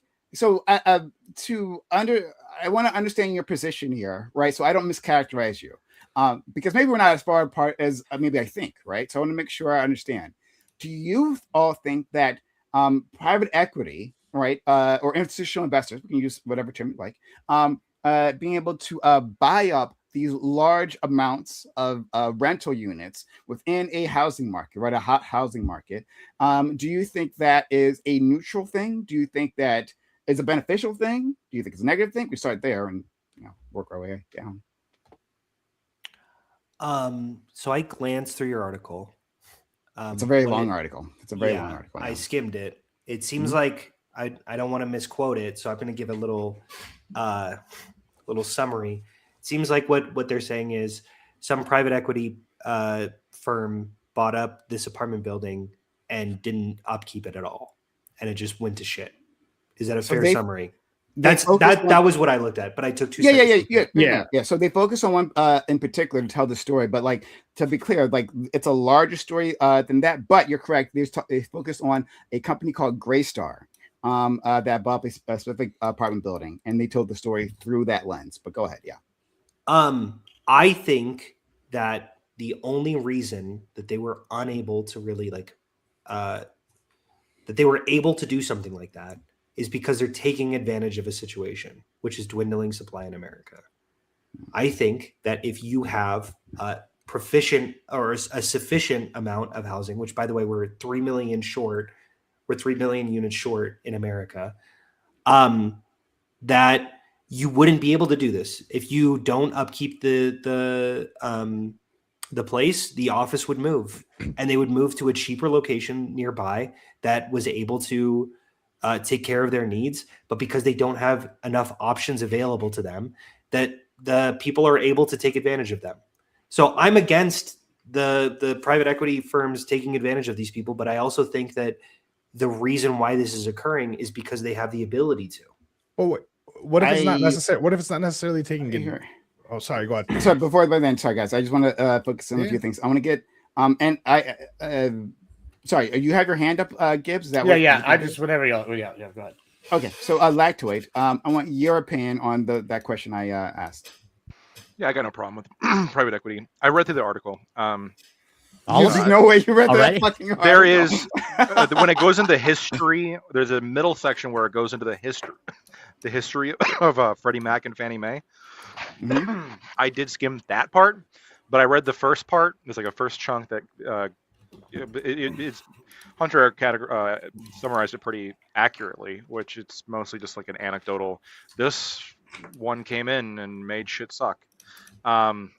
And talks about how like they pursue higher profit margins for their investors, and then there's the last part that kind of goes back to that, and then there's the middle part that explains the history of Freddie Mac and Fannie Mae. The article definitely is. Oh my God, who is clicking? Please, someone is doing a lot of clicking. Please, someone's the mouse clicking or something. Okay. There's a couple stats. It's probably Gibbs. Yeah, possibly. There's I'm not doing anything. I'm just sitting here. I'm just. Yeah, we can hear you about to take a hit. Yeah, you can hear that. You can hear that, but yeah, we can hear that. Sorry, go ahead. Yeah. There's a couple stats in here, but I mean the article is clearly there clearly is like a slant. So like for example, I'm going to read this part of the article. Quote, another advantage for Wall Street-backed landlords is their ability to wield influence in state and local politics, she said, shaping decisions that make a big impact on renters. 2018, for example, Blackstone, different than BlackRock, spent more than $6.2 million fighting a ballot initiative that would have allowed rent control in California cities. First of all, good. The fact that rent control is even being listed by this article as any kind of good thing, I think, is indicative of something. True. But two, nothing in here really like makes me concerned that once again this is you haven't read the whole thing, to be very clear. But go ahead, that's fine. It's fine, but you just haven't read the whole thing. I have read a disproportionate amount of this for the amount of time that I've had it. I have read more than enough to have an opinion. I've read probably 95% more than Americans have read this and come to an opinion. I even found this is a paragraph like 3/4 down the page, Prime, that I found. Yeah, you skimmed through it and then you found. I skimmed through the part they were talking about the history of Fannie Mae and Freddie Mac. I don't need to know about that. I need to know what their point is when it comes to is it a good thing when private equity firms they come in? Right? Yes. When the private equity firms come in. So far, what this article has demonstrated is that they are very effective at destroying incredibly terrible policy. So that's good. Great. Yay. Fucking awesome. Way to go, Blackstone. But then the other thing here is, I'm not seeing, whether it be through this or whether it be through anything else, that I'm not seeing anything here that, to me, concerns me all that much.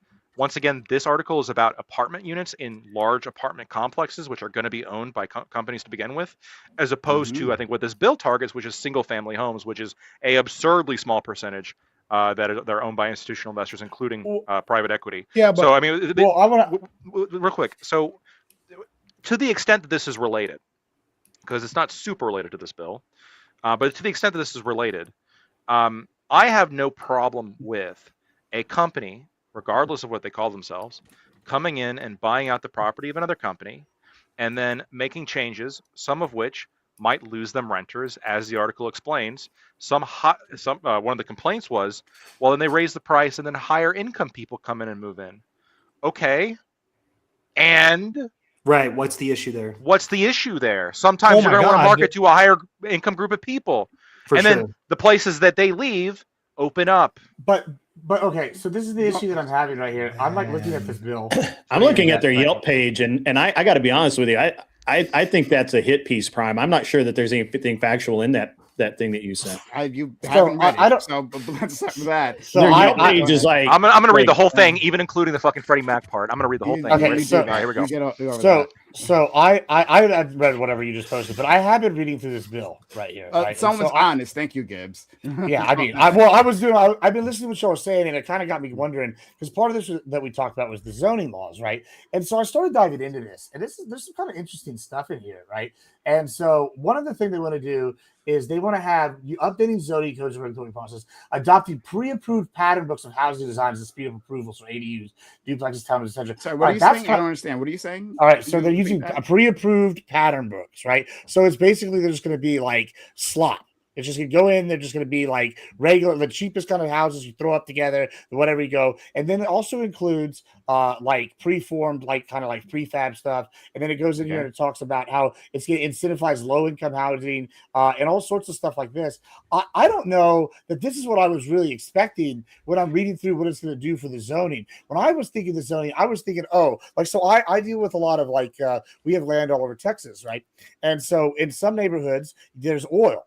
Well, what you'll do is you'll build an oil well, and then you'll build a shell of the house around it, which is kind of what I thought they were talking about here. That's not really what they're talking about. They're not saying that they're going to make it easier to build houses in areas where there weren't houses before. It seems like what they're doing is they're going to just like throw a bunch of cheap crap, and they're going to try to make low-income housing, lower property values, like lower all these things. Like, I don't know that this is actually as good as it's been sold now that I'm really in depth into this. I got some concerns, especially in regards to how they're doing the zoning. Do y'all have any thoughts on this? So I don't want to. I don't understand zoning. To be fair, I actually really want to focus on this part. Can I focus on it, bro? Because like I want to. Because okay, so like, Hunter, what's the problem with? Wait, what Prime was illustrating was that like a company comes in and buys a majority of the apartment complexes within like a neighborhood. So like I'm gonna relate it to the college town where it was like McKinley. They buy it up. If there's now no competition, and even with the money that they're making, they're building new apartment complexes, but it's under their name, under their tag, under whatever. So it's not like the prices are going down. The prices are going to be going. There is no competition. Sure. If there's no competition, then that's a monopolistic practice, and I'm against it. Okay. So so hold on. I don't want to, guys. I don't want to focus. So and I see your hand there. Good. Like. Yeah, you're talking about what's the problem. Well, yeah, the problem is that when you take away choice, then it allows these renters to abuse tenants, right? That's the thing, right? You're saying, hey, it doesn't matter if they operate under different LLCs with one. Hold on. You are going to have to point to very, very, very specific examples where an entire institutional investor is able to take over an entire fucking city because largely speaking, stop. I'm talking. No, I'm not going to stop because you're being a fucking weasel. No, I never said they're going to take over an entire city, right? There is no example of them taking an entire city. I never said that, right? Okay, so then what are we talking about? Wasn't that McKinley? Right? Isn't that what the McKinley example was? Stupid. That's really stupid. I was very specific in what I said previously. I was responding to Ollie, by the way, but go ahead. The more. Did you say one of them was going to take over an entire city? It's not that they take over entire cities, but you have not like large groups of people who are buying out. You have companies that are buying out apartment complexes, right? And if like one of them owns 7 different apartment complexes under different names, right? One's like Spice Tree, one's Long Meadow. Hold on. The bill that was just passed doesn't really apply to apartment complexes. It applies to he changed the conversation. We understand that. Yeah, we're moving the conversation. So they're operating under different names, like. I understand. So they're taking over an entire city under different names. Yes. No, an It's entire not city. an entire I'm, Did you I'm say not entire following city? then. What are we talking about? All right, hold on. We're talking about private equity taking over apartment buildings. We didn't say the entire city worth of apartment buildings. You didn't have No, to but do no. that. Why can't they just move to a different part of the city that's not owned by this institutional Why can't? investor? Yes, exactly. Hold on. When you take Well, up, that's because that's what I was we just talking about had with the zoning we just had and a the conversation. incentives. We just had a Wait, hold on. That's conversation exactly what I was talking about. about. Shut the Hold fuck on. up, Gibbs. I don't know what you're saying. I'm Well, hold trying on, to hold on. listen This is to hold on. I've been quiet this whole time, and this Fair. is I'm just exactly trying what to I was listen just to talking. Prime. This is. Well, I know. This is That is exactly fair. what y'all been. I was just talking about with regards to like how these are going to be taken over, what they're going to zone, what buildings are going to take, what's the prefab, what they're like incentivizing, how they're going to use old buildings. This is everything I was just talking about, and you're like, oh no, and now you're like, oh okay, now let's talk about it. It's kind of crazy. Y'all are just like So- making a fool. So what I was saying, hold on. What I'm saying is that like you can become a big enough buyer, right, and Okay. a player within a market, right, where you can start dictating terms, right. You don't have to be Three the only companies own all player. the Great. apartments. So I hopefully you understand that, Hunter. Great. Right. So now that we've understood that, that will be the problem. You're saying, hey, first of all, why can't these people just move, right? Like after we had a conversation about the difficulties of like moving out of the country, yeah, it's not the same, but it's also difficult for people to move from one place to another, Okay. right? To upend their lives, to destroy whatever they had going on. Maybe their work is close to them. Now maybe they have to travel much farther away, and this happened not because there was some sort of change in the market, right? Only because this company, which we could say this investment firm, bought it up and decided to make these changes. Right? There wasn't some sort of a massive change. They just simply did this. They imposed this upon this. And you're like, well, why can't they just immiserate the population? This is a very liberal way of thinking. Of course. Hold on, Yeah, like hold on. what Just difference would it make, right? Why don't we just Also, move these Lactoid, people stop reading around? that It actually stupid does fucking article. cause. Jump in. I'm almost Gibbs. done. Almost done. I don't know. I'm like Yeah, hold on. So I'll respond. okay, well, while we're doing that, sorry, hold on, guys. I'm gonna do this myself. You guys were talking a lot. I'm gonna talk now. So Hunter, Yes. like, does it does the quality of the lives of the citizens of a region, of a location, does that matter at all, right? Yes, I Or would say it can a does. corp? Oh, it does. Okay, good. It does. All right, It so then does. you would say. So then on the other end, then you would say Mhm. that that would inhibit the ability that. Then we should be allowed to inhibit the abilities of corporations to immiserate them. I would say insofar that it would help them, sure, but I don't think it would help them. How would it not help them? Because largely speaking, wait, hold on. Fuck. We got so lost to the point. Here's the point. I'm not even gonna answer that question. I want to get to your main point. build more apartments to affordable. That's the point. No, I'm gonna address Let me say Prime's it. point. I'm addressing Prime's Sure. point. Prime's point is, okay, I want to be super clear. I don't want this is a question because I think that I understand you. Maybe I don't. Okay. You're saying an institutional investor can take up a large enough part of a town's houses insofar that they can determine how those houses are operating, and they can ensure that prices don't go down, and they can reduce competition within a city. Is that fair to say or no? Within a city, and specifically a type of A housing region. market We'll say as a well. region, like a small part of a city. No, I hear you, right? But I'm saying, like, I'm just adding one other part to this, right? Because I would say you have. Oh, go ahead. Sorry. Go ahead. Yeah. Just very quickly, just one other part to it, right? Because what we're talking about here is that they're not going after just any type of housing, right? They focus on specific sectors, right? Our friend Ali talked Sure. about like them buying college dorms neighborhoods, or yeah. whatever, right? Yeah. Like in the article, it does say that maybe Lactoid read it. Of a point where the private equity switched to that type of investment strategy. So, but in this particular investment strategy, we're talking about apartment buildings. So that sector of the housing market in that region. But go ahead. Yeah, just want to add Sure. that. I'm going to say, also, Grid does want to get in here, but I do want to. Yeah, I'm trying to be very polite here, but it's fine. I'll listen to the. I do want to say, first off, if a company is overtaking an entire sector of houses, yeah, I would be against that. Okay, let me ask you, Hunter. So Hold let's on, just say, no. Before you jump in, I want to get this out because we're gonna move away from this. So Hunter, right? I got questions for Hunter. I got questions for Blacktoad. I'm gonna get those questions. I asked, do have right? to answer this. I do think, first off, housing is one of the most diversified assets in America. It's owned, largely speaking, by mom and pops.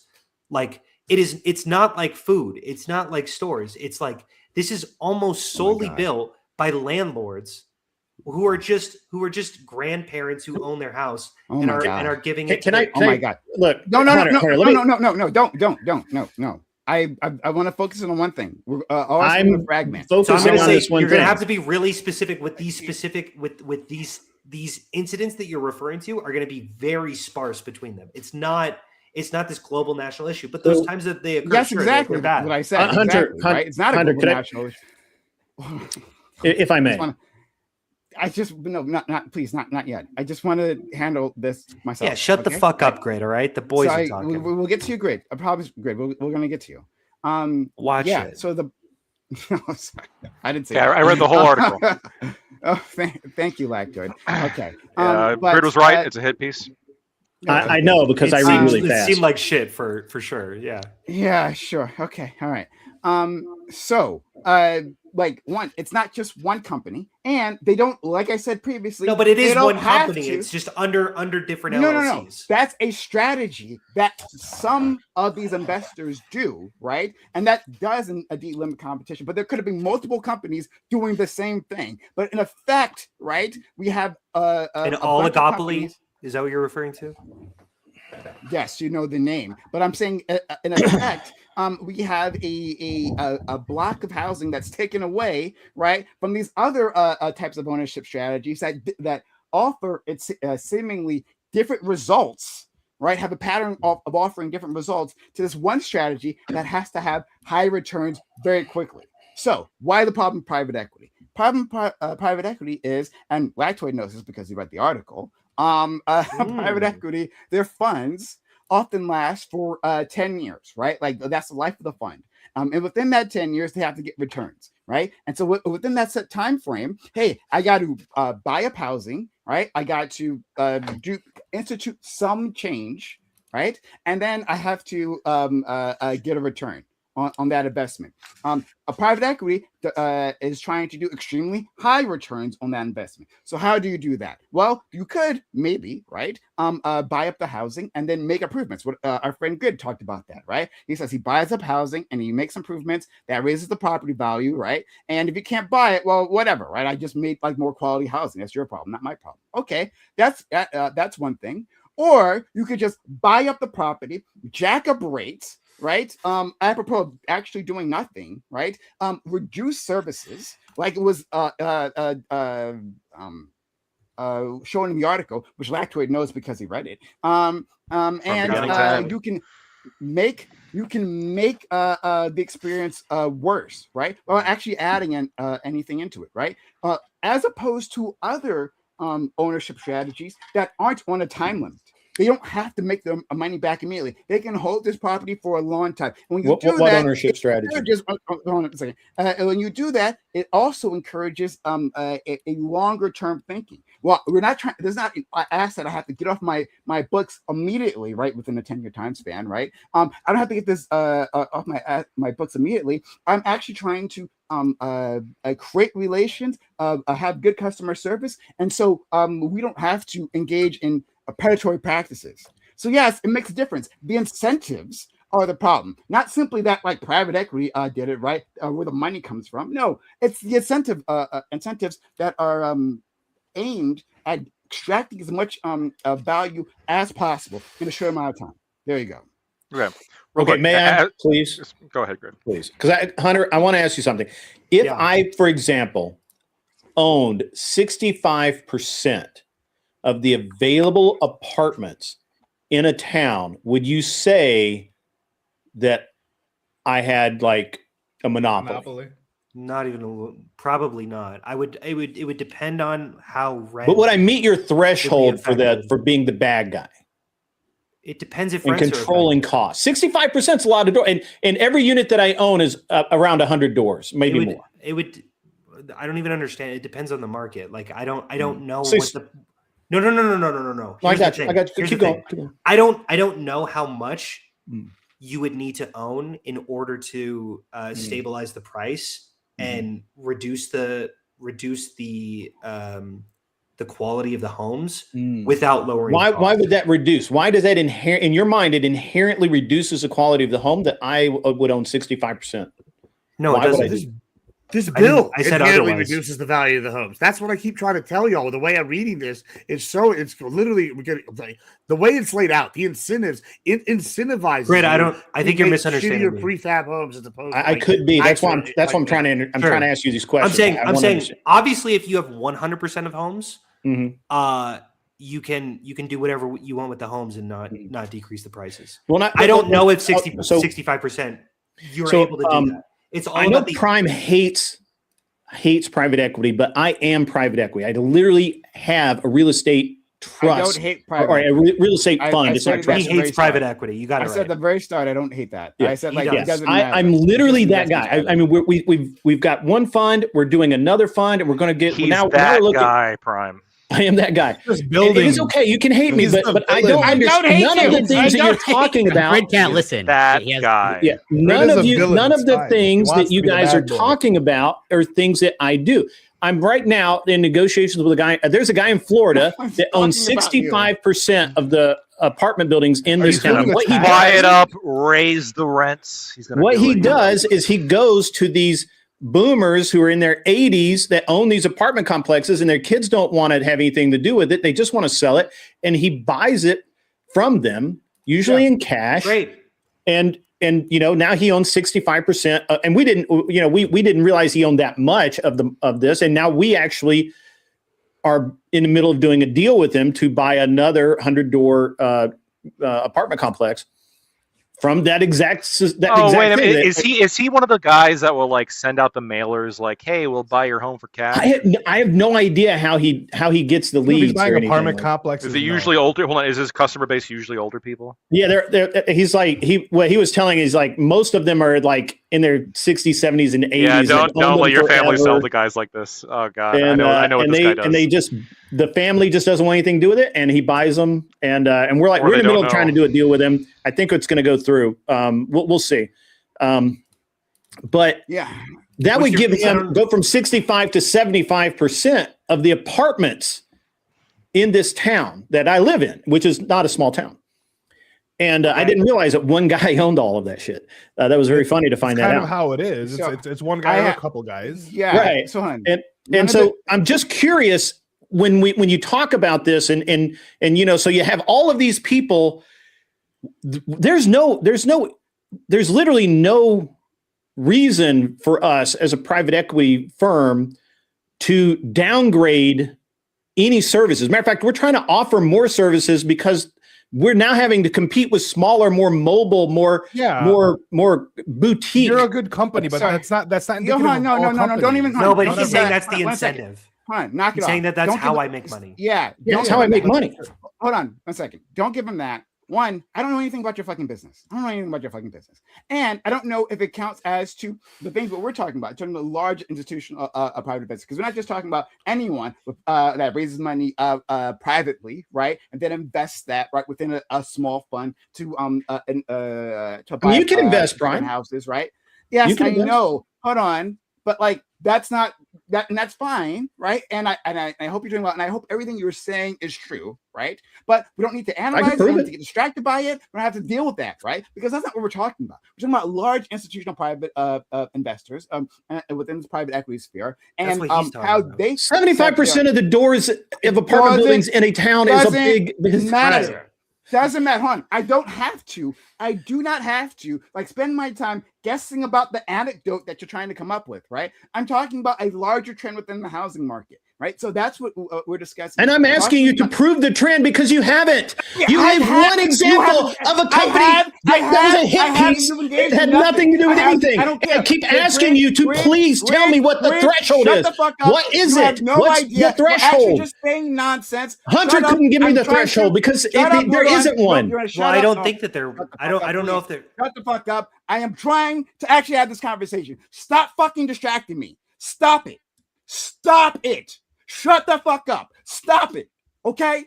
We're having this conversation. I'm not going to fucking guess at whatever the fuck you're doing in your fucking apartment buildings. I have no idea. I hope it goes well for you. I hope it's profitable for you, right? But it's not what we're talking about. So stop fucking distracting me. Fuck. Any which way. Back to it. All right. Back to it. Lactoid. What did you have to say? Prime, you gotta fucking calm down. I feel like I got the judge. Don't fucking tell me to do that. After. Hold on, stop. Hold on. Oh boy. Don't fucking tell me to do that. Say it again. Okay. Don't fucking tell me to do that.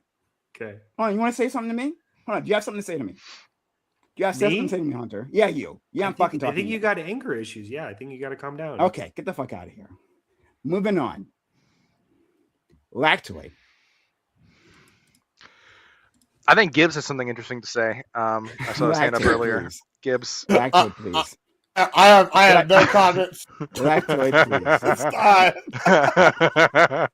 time. Well, I had a comment on the article. I don't know if the current, because I was saving that, and there was like a current back and forth. I don't know if this might be a little bit off topic from that. So I would like to talk about the article, or not just the article. Sorry. Specifically, I like to talk about like the larger part of the sector, right? In terms of the private equity, the large actors there, and how they interact with the market. That's what I had asked you originally. Sure. Like, what are your thoughts on that? So I guess I'm going to relate it to the article, but I'm going to bring it to, I guess, the larger question. So the example that they use in the article, I think that I do somewhat agree with Grid that there is a hit piece element to it, and that they really hyperfixate on how terrible this, the Gray Star is, how horrible it is when they come in and took over the apartment complex. But I think here's a critical part of the article. They hyperfixate on the anecdotal examples of people getting a bad deal, or what's perceived to be a bad deal. But every time, one of the complaints was, oh, they can just get somebody who's willing to pay more, right? They can just get somebody who's going to come in and raise the and pay the increased rent that they're paying for the perceived lesser services than they get. And so my argument would be this: if the market is reacting this way, I think what it demonstrates is the people that were already living there were getting a good deal, right? And I think that a lot of the frustration comes from the fact that they're no longer getting this really good deal, and that the terms of the private equity, when they come in and they set the higher rates and they reduce the services, this actually is meeting the market demand for that area better, which I just don't blame them for, right? If you raise your cafe prices and people are willing to come in and you don't have a loss in volume, then of course there's, as a business, there's nothing wrong with doing that. Now that's the first thing. There was one thing brought up in the article that I actually think is a decent point. I think all of it was hot trash, honestly, except for this one point, which is that Freddie Mac and Fannie Mae are, and I already knew this, they're corporations that have a congressional charter. They're government backed, and the mortgages are government backed, and these large institutional investors are able to use government backed mortgages to finance their purchases, these acquisitions. I don't see why that needs to be a thing. Like, I'd be okay with moving all of that to private. Like, if you want to get a private mortgage from a bank to purchase a giant building like that, I'm fine with that. But I think it is fair to say, well, why should they get the benefit of having a government-backed mortgage that can offer them better rates than a private bank can? Because it offloads a lot of the risk to the taxpayers. That was the one. There was like basically a paragraph of that. The rest of it was focusing this anecdotal example. There's two gay guys. Their dog fee rose 25%. They're really pissed about that. That was a big part of the article. But the whole government-backed mortgages part, fair enough. That probably shouldn't be a thing. So I I agree. Okay, I didn't cut you off. No, that's good. That's Okay. basically it. I think that a lot of the complaints are bad. A lot of the complaints are really just anti-market. I think that when you look at a lot of people that are commenting, they're really proposing like we need rent control, we need anti-market solutions, which I think is all bad. But there is a paragraph in there that I think that it says, well, why should they be able to get this government-backed mortgage? And it's like, well, fair enough. Why should they? I don't know. Yeah, so I agree with you on that point. I'm going to expand. I'm going to let Hunter in a second. I'm going to expand on another piece of it. But on that point, yes, the article talks about like these government-backed loans that these institutional investors can get. It goes on and it shares like, was it like of the top 20 of the biggest loans that Freddie Mac made within some sort of span of time, right? It all went to these private equity. Because they're making the biggest what period purchases, of time was to be that? fair. No, they are. Sorry, what would you say, Scott? I'm sorry, not Scott. Grid. It's all right. Scott and I look so much alike. Yeah, that's right. Yeah, whatever. What time period was that? Were those loans time made? Period, I can find it for you. So I don't have it off the top of my head. Private equity firms are behind 85% of Freddie Mac's deals. It says a time period here, but one second, I have to find what it is. It might have been within 1 year, or it might have been. It was like 2017, 2018. It's around that time, but I'm sorry. I know there's a year in here. I just I don't know where it is. Apologies. Can I get to that to you later? I'll have to look for it. But it's within some sort of time. It's just kind of melds in with what I was talking about earlier. How, as an investor, you are not allowed to use those conventional type mortgages, except when specific people have removed the controls off the banks, including Freddie, access to Freddie and Fannie.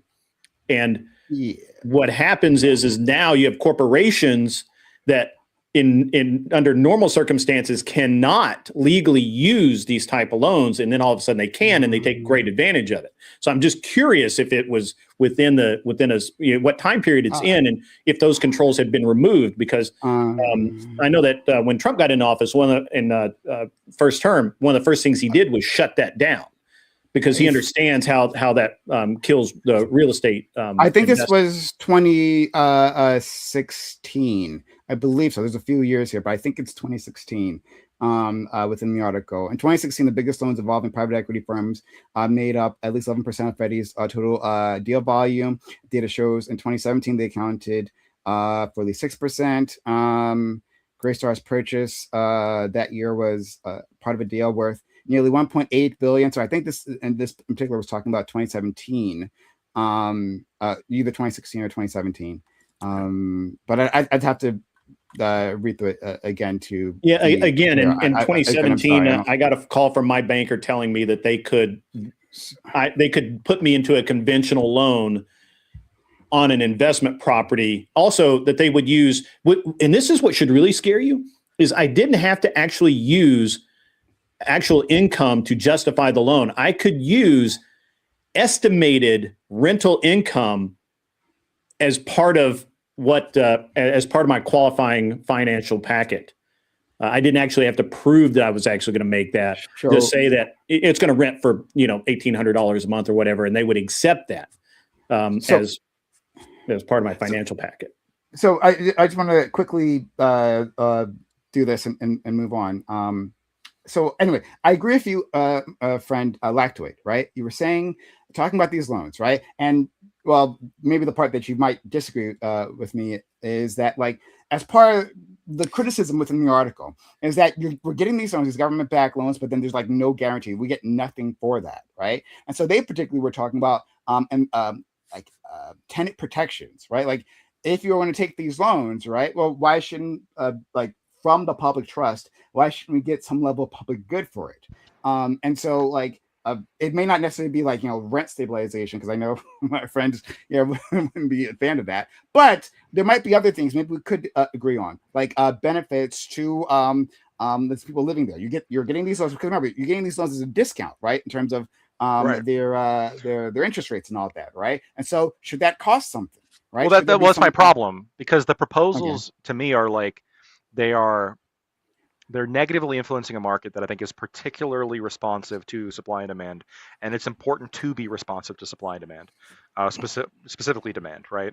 Like you want there to be a dynamic housing market, I agree. and I think that when you get to the point where it's like, oh, we're gonna, certain rent controls that's gonna discourage building housing. But not, again, not gonna- rent controls. Yeah. Right, you're saying not rent controls, but Yeah. it's not the same thing, but it's sort of the same thing when you're demanding like a certain level of service be provided, because now that is a additional cost that you're going to have to be paying more, which is really just the difference between like a lack of incoming as opposed to more outgoing.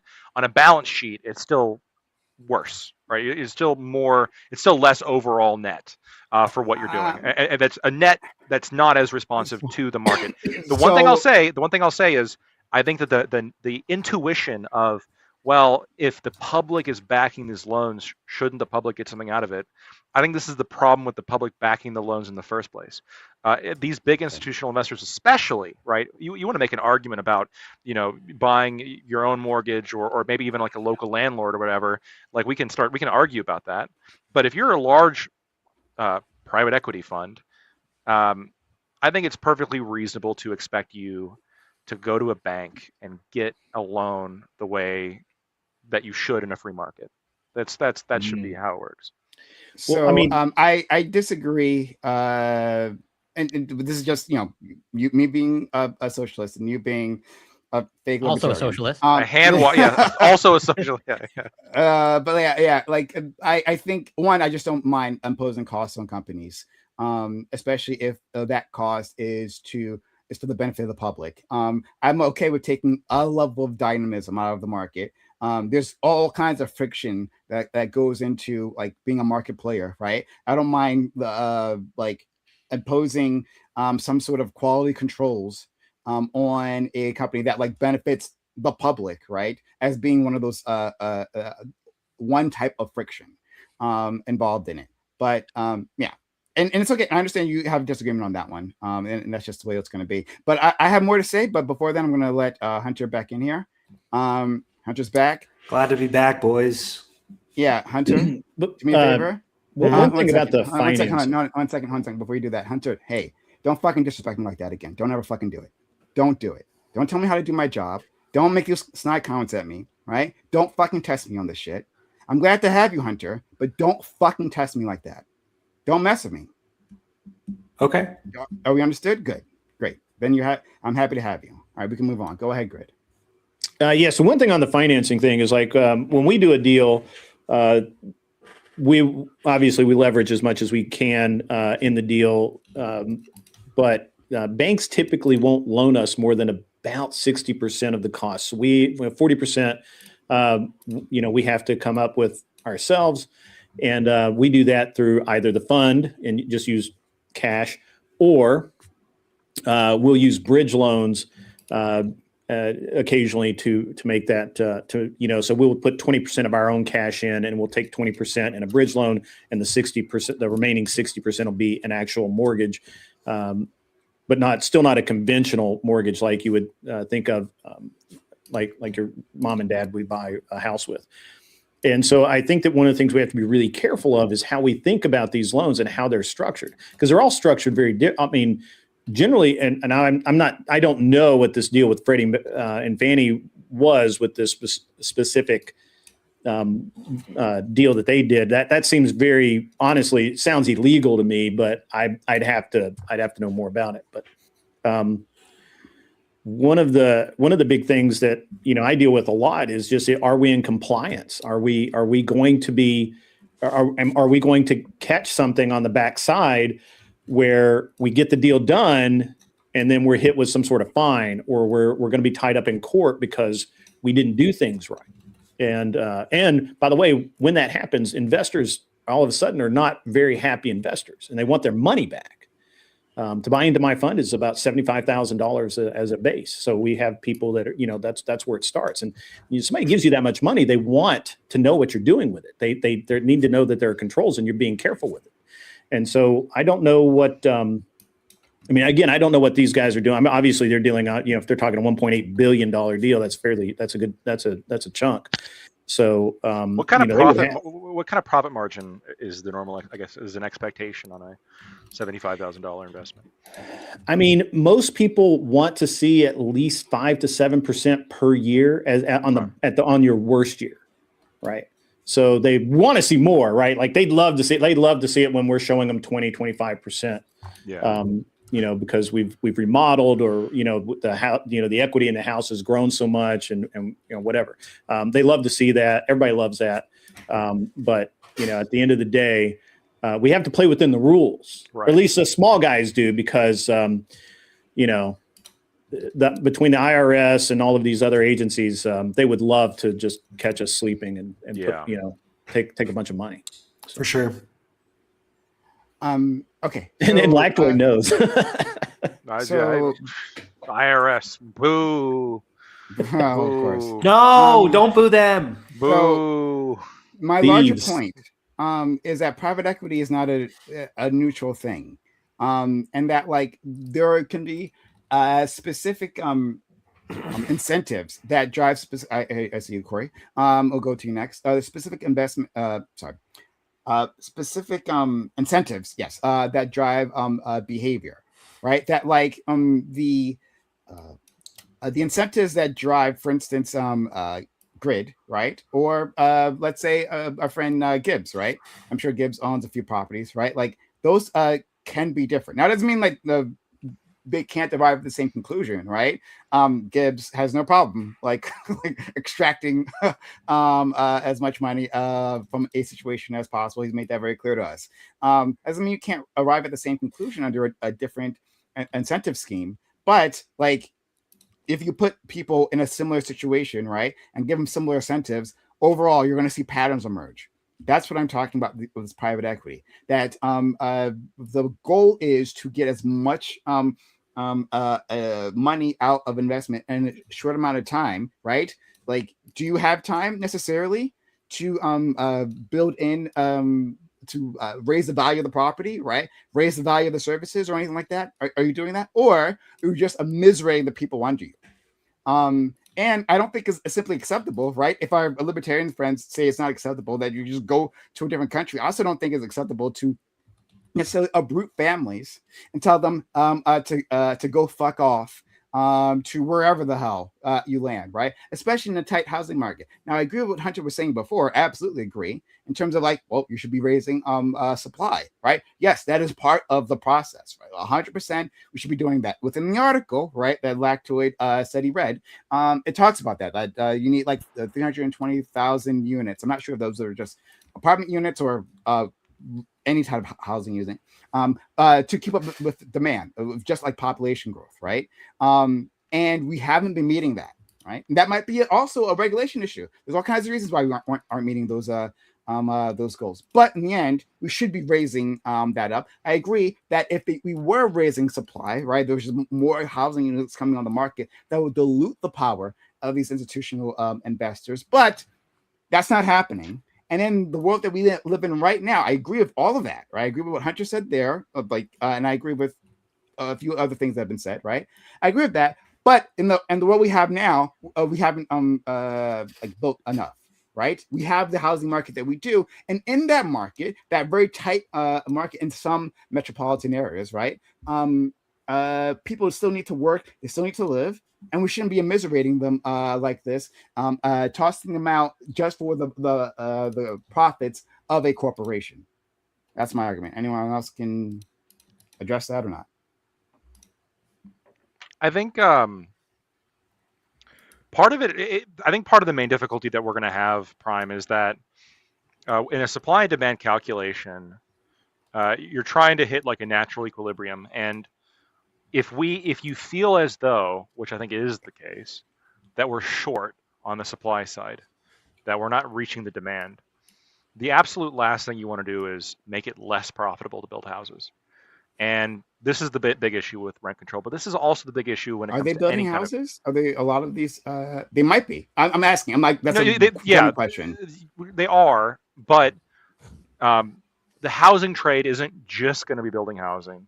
It's going to be buying housing and renovating it. It's going to be buying housing and changing its use, changing what class you're marketing to. All of this is important when it comes to a city naturally developing. But also, they're taking those profits and they are going to be building housing in the event that it makes sense, in the event that it actually is profitable. And that's all part of it. And this bill, to I guess give it a little bit of credit here, this bill does recognize that to some degree, in that it, I think, very specifically doesn't prohibit institutional investors from building houses. The problem I have with it is that it puts limitations on how long they can hold on to that housing. And what I'm concerned about is, again, whenever you limit the profit margin of people that are going out and building housing, I, as an investor, am going to be less interested in investing in that. Because why would I invest in any like a REIT? Why would I invest in some kind of housing-based private equity firm when instead I can put my money in the market elsewhere and get a consistent, 7 to 10% return without having to deal with the headache of renters, who can be a massive headache to deal with, right? I need to see more cheddar. I have to see more than market returns if I'm going to deal with renters. I have to get enough money to put up with renters to make it worth my time. And we need all landlords to feel it profitable enough that they are going to put money into housing as opposed to the stock market. That's how we're going to drive prices down, right? I'm going to go to Corey next because he's been waiting, right? I'm going to go to Corey next. But I'm going to say this, right? And this, we will find no agreement here, good friend. But I started off by saying this is the disagreement. No. I got a bigger disagreement than that. Capitalism, making money generally. I know I'm not that far off. Yeah. So what I'm saying, friend, here is that like when we're dealing with public goods or public necessities, right? Human necessities, maybe, I should say, that we shouldn't be left to the whims of the market, right? We shouldn't have to necessarily make it as profitable, as attractive for an investor to actually put their money in and hope for the best. No, in fact, we can actually, as a government, right? We can put our money to these public goods. We can build housing. We can do that, right? As a nation, we can do that. Other nations do that, and they can build high quality housing. And in this country, our problem was we didn't do that, right? We built housing in certain neighborhoods where we concentrated poverty. We didn't invest in those neighborhoods, either in the buildings or in the infrastructure around them, right? To help raise the value of those neighborhoods, to give more opportunities to those people living there. And then the obvious outcomes happened, right? That's the big problem. But in other countries, they don't do that, right? They invest in housing, they create housing, and they invest in the infrastructure around that, and they have good outcomes. So let's do the good thing rather than the bad thing. But about the Euro-poor countries? Are you saying every European country is poor, like Norway? The Euro-poor countries. What? Yeah, so you're going to find every country that's poor is zero. I'm pretty sure the only country that has above, like leaving aside Monaco and these little things that are let's go to countries. Afterwards. I'm pretty sure that the only country that has like a higher disposable income than us is, or no, I think we're on top.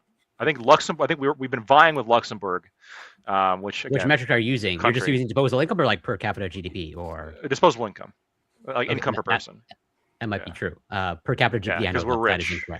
We're rich. Yeah. And we look at the GDP. When you look at GDP per capita, and they've those done like Monaco, Luxembourg, and they've done better for their. Actually, I don't know about Monaco in particular. I don't know. But they've the tax havens nations I'm talking about have done better for their citizens with less money, right? Yeah, those are the only examples you have. No. Yeah. You have Norway, which is like an oil country, and they got lucky with that. You can invest that you oil have Qatar into the people. Isn't the United States an oil country? Yeah, it's an oil country. No, we are, but like per capita, nothing like Norway.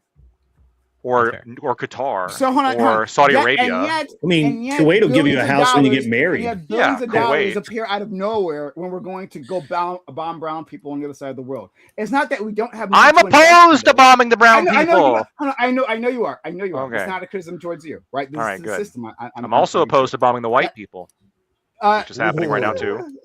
I'm not. I know I'm also opposed to Hunter's that, not, too. but I am. It's a I'm joke. also I'm opposed to against bombing white people, guys. Everybody gets a bomb. That's what I'm talking about. I'm against Bombs for bombing There we go, everybody. Gibbs. Yeah. But yeah, like to the system seems to find money, right, for all these things that aren't public goods. Actually, we can just invest in that, right? We're seeing that for a reason the housing market, and there's lots of reasons why we aren't meeting supply levels in terms of investors, right? And some of them are good, some of them are even government problems, right? There's lots of reasons why that's not happening. But in any case, right, we're seeing a problem. Government can actually intercede in this and make a positive difference in it. And I don't reject that. I don't reject it out of this like crazy notion that public housing equal bad thing, right? I think there's forces in this country that were very much invested in making that the case. That propaganda won't work on me. Look, Before then, let's get Corey because he's been waiting, and then we can go to Hunter or anyone else who wants to jump in. I do want to maybe clarify something, Prime. So, like, is it your expectation? I think similar to like Ali's of like, let's say, the average American should expect that they own a home and that home appreciates in value. No, it's an asset. Okay. It can appreciate or depreciate. Yeah. Okay. So then I guess my question doesn't apply. So, but then Ali, it seems like if I'm understanding you correctly, like you are of that expectation, but correct me if I'm wrong, of like, as in you don't see a problem of like having the expectation of like the average American should be able to like own a home and that home should like pretty much in all circumstances appreciate in value. So not all circumstances, expectation, but understanding that there's a risk, right? You can buy into a bad neighborhood. You can buy into a neighborhood that people are leaving. So on and so forth. It's not you're not guaranteed that your house is going to appreciate in value. You have to make the right decision. No, I understand, not guaranteed, but it's like that should That's be like the hope. the average. That's the hope. That's the but goal. you, Yeah. I understand, but you think that should be the average American's hope and expectation. Goal. Yeah. I don't think the average American. So then I'd be curious to know, like, then why would you be against this, like this private equity buying up apartment complexes? Because like, well, so because the private equity, they don't buy, well, they are not the majority owner of households. Family household in the United States. It's the reason I'm against that is because I don't think the majority of Americans are going to be able to afford homes. They're going to have to be forced to rent, right? They're going to move to apartment complexes. I think when you have but then two or three like private equity companies that like own the majority, if not all, the apartment complexes in one area, there's no competition. The rent's just going to go up, and that they continue to buy like lesser properties, and they don't have to renovate them because that they just own it, and then the rent can go up in that property as well. Yeah, but I think that would then speak to Hunter's point of like, well, that there should be like they would want to increase building. I'm pretty sure Hunter is not advocating for building more houses, but like to your point, like that means that there should be building more houses because like you want the average American to like own a house and that house appreciate in value. So it's like, well, why should you should be advocating for just building more single household houses?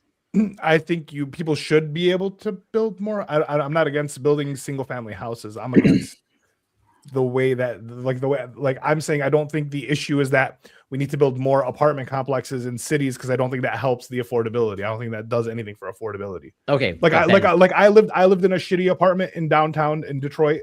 And like, once again, there was a bunch of new renovation and new buildings going up. All that happened was someone bought my shitty building and made the price go up. And so it's not like they bought it and now my building was better and my rent was cheaper. It's like, nope, my rent just went up and I just lived in the same shitty building. Then presumably, like, okay, given like, you have one policy to enact, like passing the policy of like banning private equity or institutions from owning apartment complexes does nothing to achieve your goal then, right? Oh, well, what's my goal? Right. My goal well, is like from what I understand, like your goal is like the average American should have a house, own a house, and that house should appreciate in value. So no, actually, my goal is just that so people can afford their rent at this point. I don't think building more apartments does anything for people being able to afford their rents. I don't think selling these apartments. Once again, I just haven't experienced it. Like, you can show me stats all day, but the experience for me is the nicer a city. Like, to everyone's point here. Wait, everyone's point here. Wait, come here. The point of buying property is to make money, and the point of fixing property is to make it worth more, right? And the point of owning property in an area that's on the up and up is that your property is going to be worth more money. So like Prime, when you were saying, you built generational wealth and all. Yeah, when we were talking about owning land and so on and so forth. If you own a shitty, if I live in a shitty apartment complex, and the apartment complexes around me, there's new apartments being built, the ones next to me are being renovated. This doesn't tell me that my rent is going to be cheaper. It means that rent around me, the property value is increasing because the areas around me are becoming nicer. There's new properties, there's renovated properties, which means my property is either going to get renovated or it's going to get purchased, right? When it gets renovated or when it gets purchased, my rent is going to go up. That is just what happens. Well, there's that, but then I just want to clarify further, because it sounds like based on what you said, that your goal is to have people afford their rent. But I just heard, that's why I wanted to clarify, like, your ultimate goal is you want Americans to be able to own their house, and that house increases in value. That is the American goal. That's the American dream and goal. Well, yes, American dream. Is that the direction that you want to, like, that you I would want love to, for that to go in that you want direction, policies to enact, so then you would agree that banning private equity does nothing to achieve your goal of that being the goal of, like, Americans owning homes, that homes appreciate. Yes, it doesn't help that goal, but it helps a different goal of mine. Yeah, but the suboptimal goal. I mean, but that's the majority of people. Like, majority of people live in suboptimal. I wish the majority of people could own their own homes and live freely, but that's just not going to happen. So, like, yeah, as much as I'd want the American dream to, like, succeed and be passing, the actual issue right now, I feel like that most people are just tied into rent, and that's ever increasing. But do you not? You don't see any foreseeable problems of, like, Americans having the expectation or the ultimate goal of, like, they own their home and that home must appreciate, or, like, largely on average should appreciate in value. What's the issue with that? The issue is that they're going to expect that to occur, and when it doesn't, they're going to go to the city council meeting to restrict housing in their local neighborhoods so that it goes up. Do you think that, like, when someone buys a house and the house value goes down, they immediately think it's because there's new apartment buildings being built, or do you think it's because, like, if they're smart, they upkeeping in the most people aren't smart, right? Most people aren't smart. Most people, when they buy a house and then their property values go down, they're gonna look around their surrounding 3 to 4 block radius and see what the fuck is going on. And they're gonna be like, hey, maybe these drug houses need to go. These are just homeowners. Maybe the people cooking meth next door need to go. These aren't people that are, like, apartment complexes. These are people who buy and own their house just to live in their house. They're not looking at it as, like, so what difference does it make it whether they understand the process or not? Wait, Grid, do you deny up the process? So it's like so I don't think the majority of homeowners are going to city council meetings and being like, we don't want these new apartments to be built. Right, that's not what I think. Actually, that just happened here. Not for the reason that like they believe that the apartment complex is decreasing the value of their home because people are able to afford rent. It's because they believe that the neighborhood doesn't want these apartment complexes. People are leaving their homes. That's what's happening. Two things. What did you want, Hunter? I'm sorry, I interrupted you. No, you're good. First, Grid, do you deny that people who own homes will go into city council meetings to disincentivize that just happened here a couple of months ago, where they there was a bill on the table to allow farmland or rural property to have 1 home per acre. Right now, it's 1 home per 2 acres is qualified for rural land in the county. If they changed that, that would have been more houses built, and nobody wanted that, and so literally there was a massive movement to stop. Largely, why did they not want that? Because they want to live. They don't want to wait. Hold on, Grid. Yeah. Because they want to live in a rural area. They want to maintain the area as it is. They don't want. You don't think there's any financial incentive as to why they would do that? You don't think there's any recognition? I'm sure that there are a few people who are like, yeah, I don't really want my 10 acres or 20 acres or whatever to be worth less, but I think it had more to do with they just don't want the apartment complexes. They don't want to. They don't even want single far family away from homes. their neighbors. People move Yeah. to like up north People or like like to piss off their down south porch. so that they can buy land so they can not be near their neighbors. That's why they're doing it. I agree. Well, There's a double pronged approach here, and it feels weird, Ollie, that like it seems like you recognize that there's financial incentives involved in But- wanting to hold on I to think- as wait, much Gibbs, money Gibbs, as real possible, quick. except in this area. No, it's not that except in this area. I think the average person, if they're looking into buying a house, are buying into a neighborhood, especially if they can afford it, right? And even in these rural areas where like maybe a house only costs like $112,000, but to them, that's like the equivalent of a $300,000 house, right? But they're buying it in like some up north Michigan or down south in some rural area. They're buying into a neighborhood, they're buying into a community or an idea of what this neighborhood is, right? So when you buy into like when you're buying acres of land, the whole idea is, hey, I get to live on my property. No one's gonna fuck with me. I'm not gonna fuck with them. Hopefully, there aren't high taxes on this. I don't want the roads to be paved. I don't want them to plow the snow. I'll take care of that shit myself, right? I want everyone to leave me alone. And then when the city comes in, they go, hey, we're gonna actually we're gonna divvy it up so that like more parcels of land can be bought and more housing can be built. It's like, well, we don't want that here. That's not why we bought here. I didn't buy into this suburb so that apartment complexes can be built up the block. I agree that this is part of the problem. For sure. That is the problem. But it's just you keep I think what you're talking about that these homeowners are like one politically like smart enough to understand like what this shit. Like the average person is me. It's just some guy who's like, I bought this house. I don't want an apartment built in my backyard. I agree. So like, they're not saying, oh, my property value is going down because an apartment's going up. That's why I'm going to City Hall to fight it. I don't like that framing. But they've also angle. I mean, we got a whole other angle with this too, though. Like, right. So, like, I'll speak at least on this part, right? So, like, where I have my ranch, if you go down, it's between like Corpus and San Antonio, and they're putting up all these wind farms, and they have all these, like, they've been building all these roads for travel between like Karn City and some of these other towns that are growing, and like, so I guess my generation, when they like the families in the area started like dying off, like they kind of like they didn't divvy up all the land, but like everybody got like a little piece, but it's still run by trust and shit, and so everybody started building their like houses, like on these massive plots, like their own homesteads. And so that was cool at first. But then as they got older, they're like, oh, so they had maybe like made these deals with the refineries or made these deals with the like windmill people. And they come out there and like, so now it's starting to get like industrialized, and you have like basically like worker refinery camp like being built in like these places. And it's like you go out there and it's like, this is your ancestral land.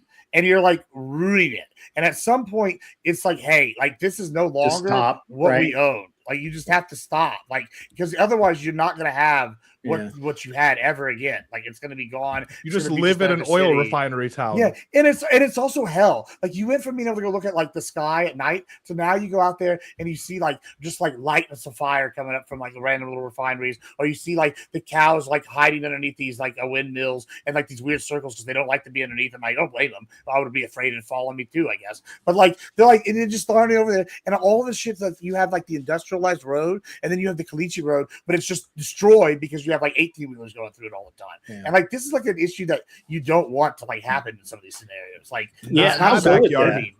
I think Gibbs and Ollie are right. And I think that the most important thing to remember is that most people, when it comes to their home value, most people are more worried about their like the 2-block area around them than the apartment complex that's going to be a mile down the road. They just don't give a shit. And so when they go to a city hall meeting and they vote for this stuff, or they say, hey, this is a problem, it's literally in their neighborhood. I think Ollie's right about that. When I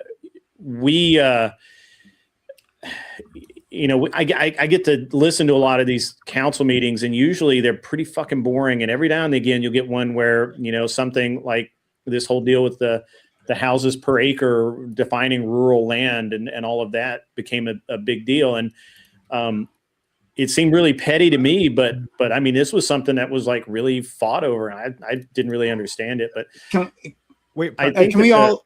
Sorry, I didn't mean to interrupt you. Go first. No, it's all right. I think that one thing that you guys keep dancing around, and I'll just say it out loud, is that the American dream of everybody owning a home is just that it's a dream. The average person in this country has never just been able to go out and buy a home. That's never been the case. It's like a mythology that we appeal to so that we can feel better about it. My ancestors were poor, and they didn't own a property until late in life, and all of this stuff. So I think that the idea that just everybody's going to get their little plot of heaven is just kind of insane. But at the same time, I enjoy, like Ollie, I'm like, I think that people ought to aspire to that if that's what they want. And they shouldn't feel the need to live in an apartment complex with 150,000 other people that stretches 40 stories in the air. I don't think that that's good either. So I guess I just don't agree with it. I don't agree. I just don't like it. It's like, can I fight back a little bit, Grid? Yeah, absolutely. Go ahead. Yeah, I think not only is it a goal, and it should be a goal. I think it is attainable. Even now, I agree with you that it's overall housing specifically has experienced inflation, I think at a higher rate than other things. But when you look at this is data from Fred, our federal bank, overall median income is going up, adjusted for inflation. The overall purchasing power of individuals is going up. Home ownership rate still sits currently at about 65%. Most people own homes in America. Renting is the exception, not the rule. I think that's good. I'm not saying that's a bad thing. I'm saying that's a good thing. I think that really what it is I think that for a lot of people, it is to some extent like, yeah, you're going to have to save, you're going to have to invest, you're going to have to prepare to do it. And not everybody's in that stage of their life when they're younger, for sure. But I think homeownership should be a goal, and I think it is attainable for most Americans. So I want to say something quickly. I want to go to our friend Ali. That and this is sort of to Corey's point earlier, right? He asked me, should these assets would I prefer that these assets only appreciate housing assets? I think the reason why. Is something that's driving this NIMBYism is once again incentives. That it's not unreasonable from the perspective of a homeowner, right? No matter what their politics are, right? You can have very left-leaning individuals engaging in exactly this NIMBYism when supposedly it's against their ideology, right? It's not unreasonable from their perspective to say this is the asset that I have. Right.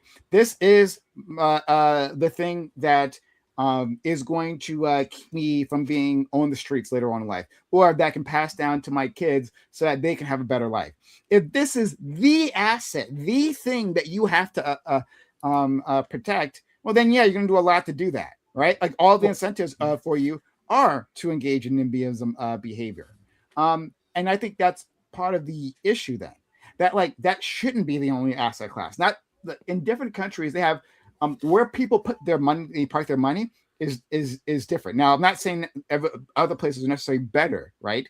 I'm just saying that it doesn't necessarily have to be the case that this is the single asset class that keeps you within the middle class or keeps you out of being the working poor or gives you generational wealth. We can find other asset classes. We can give people a mix of options. And if they do that, right, if they're not betting everything on their house, right, well, then I think they'll give a lot of options. That will a level of friction that we see within the housing market due to public pushback disappears because there's not their whole life. Yeah. Anyone want to jump in on that? Yeah. So I'm gonna respond to that. I think the other asset that we're giving people is the idea of an asset, right? So it's like these apartment complexes with all these amenities, right? You feel like you're living in luxury.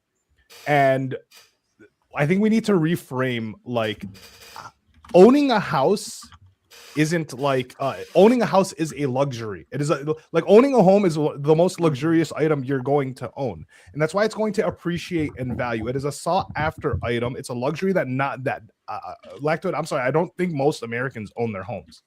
Maybe if it's 51% of Americans own their homes, or people own their homes and they're renting them out to people, right? I'm not saying companies own them, but I'm saying a house is a luxury in the same way that like a Birkin bag or like a Rolex is a luxury item that you buy that you're kind of hoping appreciates in value.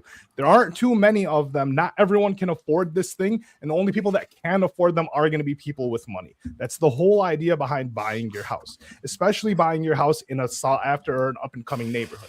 The new thing, which I said it in the beginning, is like you're not gonna own anything and you're gonna love it, is kind of the idea. This whole idea of owning an asset is more or less going away unless you're buying an investment. Right? A car is a depreciating value unless you're buying a classic car. A watch is a depreciating value unless you're buying a Rolex, a bag, so on and so forth. The same thing is happening with the house. The new luxury is living in the location that you want. Everything that you just listed, what makes them valuable, or like what results in them appreciating? Rarity and then people's perception, right? So it's a supply issue. No. It's also people. No. It's perception. They make Rolexes every day. Wait. Yeah, people are buying fake. People are buying fake. Yeah, but they're not on the market. These things are losing their value, right? But to the people that can afford them, right, that can afford the real, they're always going to purchase. This thing always exists. And it's also a fake scarcity, right? Like the only reason a Birkin bag is so expensive is because Hermes doesn't sell it to everyone. They hold that's it actually back. the point. Yes, Wait. But in the aftermarket, in the resale market, there's thousands and thousands and thousands of Birkins. They're still expensive because they're more. They're more than walking in the store. Yeah, their perception is that these things are in the same way that diamonds, right? Diamonds are rare, but they're not. It's just a false scarcity, right? So like. No, the new luxury is not in owning your home, but it's in the location that you live in. If you live in a good part of town versus if you live in a bad part of town, that's your new asset. It's where you live and what you but can be do careful what you mean by scarcity, though, right? Like, yes, like diamonds are. My understanding of the diamond market is that it's heavily constricted, right? Yeah. By De Beers specifically. Yeah, it's really constricted, right? But like, yes, and they make it less available. And you can call that scarce, but you can apply scarcity. They also do an excellent job of marketing. Scarcity, like what I think Hunter was saying and Lactoy was saying previously, scarcity, that word still applies to this housing market, right? And these things still work on supply and demand. Well, so like I understand that they do, but there's also false scarcity within these things. And, but then there's also like once again the new asset. Like I don't think most people are owning. I think most people are renting. It's just like there wouldn't be all these rental properties. I linked it to you. Ollie. All right, yeah. Ollie, so let me. I'm gonna help you out a little bit here, but I'm also gonna back up Lactoid to some degree. People do own houses, but they own houses in places where that are not necessarily. These are not like houses that most people would want to own. Like they include everywhere. They include out 50 miles out in the desert in Arizona. That is still you're owning a house. If you own a mobile home on a piece of land and that whole thing's worth $50,000, you own a house. No, that's not how it's calculated. It's calculated whether or not the home is owner occupied. So I linked it to you. Yeah, but I'm saying if he lives in a mobile home on a piece of land out in the middle of nowhere. Yeah, but that's Arizona, becoming less that's common. Still owning a house. So let me just explain this. You're right. How do I read this chart? Hold on. Let me finish. So in the same way that we're talking about how the diamonds are constricted and there's a false scarcity value there, it's the same thing with actually land in this country. If you get in a car and you get on 40 and drive from Nashville, Tennessee to Flagstaff, Arizona, and tell me what you see, and it's going to be a lot of nothing, like nothing. But there's land for days. That's what Doobie said earlier. You could buy miles of land for cheap because there's nothing there, and But in the same way that diamonds are super expensive because we've been told they are, and yet rubies, emeralds, and sapphires are rarer and it should be worth more, and yet they're not. And so it's this idea, perceived value has a lot to do with it. That's what I think Ollie's talking about. And I guess I can understand that as well. Perceived value. It's a perceived value, right? Like I want to live at this address. I have to live here. I can't live over there. If I live over there, I'm a fucking loser. But if I live here, I'm a fucking winner. And that's the way this Let me explain the Fred stats now, because this is important. So over time in the United States, as with most developed countries, you're seeing in most countries generally, you're seeing more urbanization. You're actually seeing more and more people moving into suburbs or urban areas.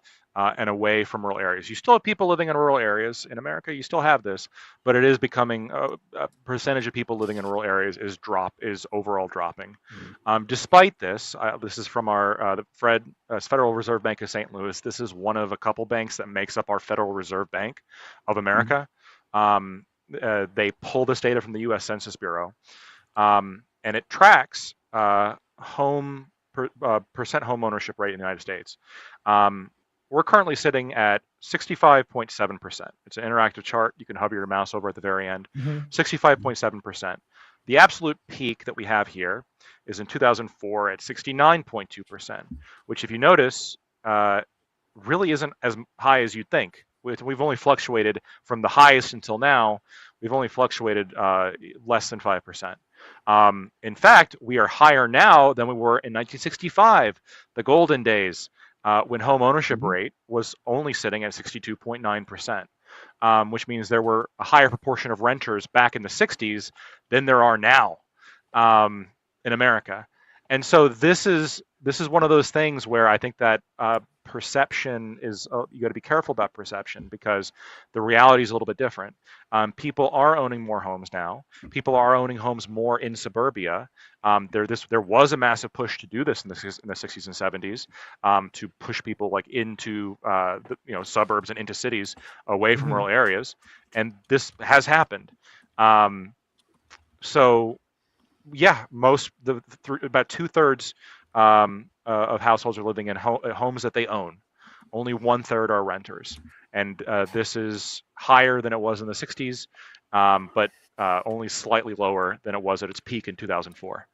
I think a lot to be wrong. Yeah, no, that's fair enough. But I think this chart's important too, because I agree with you that a lot of the perception, especially amongst younger people, is, well, nobody owns a house. This is incredibly unaffordable, and to some extent, yes, the price of housing has gone up faster than other goods, but because you're spending less money on other goods in proportion to your overall income, the way to think about this should be, this frees up more money to save for housing when it comes time to get housing. And there's also one last thing, and then I want to. The reason why I think this is, for a couple reasons, I think this is important. First of all, I think owning your own house is just fucking awesome. As a homeowner that bought a fixer-upper, and you have to put up all the Nicki Minaj shit posters. myself. Yeah, Not only that, I had to put up all the paint and the flooring and the insulation, and all the flags, the toilet, and the. I've learned shit about plumbing, and it's work. It is work. And have I hurt myself bad sometimes trying to fix shit? Yeah, for sure. Cuts and hammer goes the wrong way. It's just part of the thing. I survived. But home ownership, and this is kind of my, I think, not for you, Prime, but this is for Grid and Gibbs, my compatriots here on the right wing of the spectrum. We want people to own homes for the same reason why we want them to own guns. When you get people invested in something, that changes their political behavior. Yeah. One of the best ways you can get somebody to support the Second Amendment is get them financially invested in a firearm. Just point blank. One of the best ways to get people invested in having an established community, being invested in their own financial interest in that community, which pushes them to more right-wing politics, get them to own their own property. It actually helps. It's just the fact. Makes sense. That's you have more stake in the game. You have more stake in the game. Renters tend to be left-wing. We don't want the country full of renters. I think it's important that we maintain our home ownership rate. But what you're saying is hey, there's incentives, right? Now they have a different set of operating under a different set of incentives, right? If it's to protect this asset class in the specific neighborhood, then they're more bought in, and then they can slowly. Their minds can slowly degrade and become Republicans. No, I hear you. This is my goal. Everything but also, I do. And you start really hating taxes. And then you start hating taxes because you're paying that every time instead of rent to the evil landlord. You're paying taxes to the government. That has a psychological effect too. So I would take that trade-off, friend. Right? If we can have more affordable housing and far less homeless individuals. I think one of the interesting things about the affordable housing and deal with the externalities you were talking about just then. But once you get us enough of us elected, then we're just going to make more homeless people, right? Because that's what we do as right wingers. Prime. You'll love to do it. I think one of the interesting things about this affordable housing idea is that, like I said, I think I know my grandparents didn't own a home until they were in their 30s. And actually, I think they're mid 30s. I didn't buy my first house until I was 35. I think there's this like mythology built around that you should be in your mid to late 20s and you should buy a house. You should be able to do that. It's certainly possible today because more and more people have more and more disposable income at a younger age. But I don't think that tracks with reality in general, right? Like, I just don't know that many homeowners that are super young, unless their parents help them, unless something like that, which is certainly I would like that. I think my brother bought his house. I think he was in his 40s before he was able to buy a house. So I don't know. I think that I will say this is one of the reasons why the 2/3 of homeowners in America is so misleading. It's because young people look at that and they go, "What the hell are you talking about? Everyone I know doesn't own a home." But you ask someone who's 60, they're like, "Everyone I know owns a home. What are you talking about?" So it's weighted in that direction. So yeah, I agree. And let me go to I would say one of the quick things. I'm gonna go straight to you, Ali, I promise. Got you. A quick thing. I think that's also really important, right? Like, I think you just touched on a really important point. Is that like what kind of work is this this asset class doing, right? Is it going to build the wealth of like a young, dynamic group of individuals, or is it held in a certain demographic? Right now, housing is naturally going to like filter up to the older individuals, right? That's just how like life necessarily works. But that doesn't mean there should be interventions for younger cohorts. That doesn't mean that just because, especially since we have an aging population, right? Well, you're saying, well, yeah, there's a lot of people with housing with our aging population, but like, who is actually being left out? I think that's part of the conversation we haven't really touched on. But thank you for that, Hunter. Go ahead, Ali. I don't know. I don't know how to read these charts. I was just going through all these little ones, and this one's the vacancy chart, which says, pretty much we've been hovering between 5 and 7 of vacancy, except for in the mid 2000s. But like right now, we're doing there's what 7% of apartments are vacant. Is that what the idea is? So there is apartment vacancy available. Well, you want some vacancy, obviously, so that moving becomes easier. It drives prices down. Well, also, what when you have a higher vacancy, what that indicates actually is that a percentage of available units is going up, right? Because people are moving. So that actually might indicate that we are sort of addressing, or at least making a little bit of a dent here in addressing housing, which kind of makes sense because housing inflation has slowed compared to where it was just a few years ago. So. It's after 11. Great. I've got to get out of here. So I'll get one. All right. So Hunter, later, Grid. Hunter, the only time I've seen a community get together, peace out, Grid, get together. Yeah, see you guys. It was a great talk tonight. Really enjoyed it. You guys were cool. So, but I got to go. See you. Yeah, have a good one. So when I was living in Ypsilanti, which is it's a college town, I don't know, like 10 years ago, there was this, like, I don't know if it was real or not, but like Chinese companies were buying out apartment complexes and just fucking either making them super luxury apartments and never moving anyone in there. Like they would sell them and people would use them as like vacation spots, so on and so forth. They wanted to do that in Ypsilanti. The kids, the city got together and voted against it, so on and so forth. But it wasn't maybe the kids weren't doing it for the property values. Maybe the apartment complexes were doing it for the property values. But that's the only time I've seen like that, like a community get together and be like, no, we don't want this investment in this like area. But it was just because they don't want luxury apartments being built that are going to remain vacant. So like, I don't know, just this. I've had this conversation and I understand the idea that you build more apartments, people move into these apartments, you leave the other apartments, those apartments have to rent out, they have to rent to somebody. They're going to have to lower their rent if they want to rent to somebody. I understand that that's the idea that's put out. It's just that apartment complex that loses all that vacancy, right? They have an option of like renting at a lower rate and dealing with renters and so on. Wait, sorry, which apartment? So like you have an apartment that loses vacancy because the new apartment in town gets built and people are moving to that one. They right? lose vacancy? People move out of that apartment to the new apartment. Right. And then there's no vacancy in that apartment. They you know, right? Am I if they're moving out, then they're gaining vacancy? Oh, yeah, my bad. Yeah. Okay. So there's a bunch of vacant apartments, right?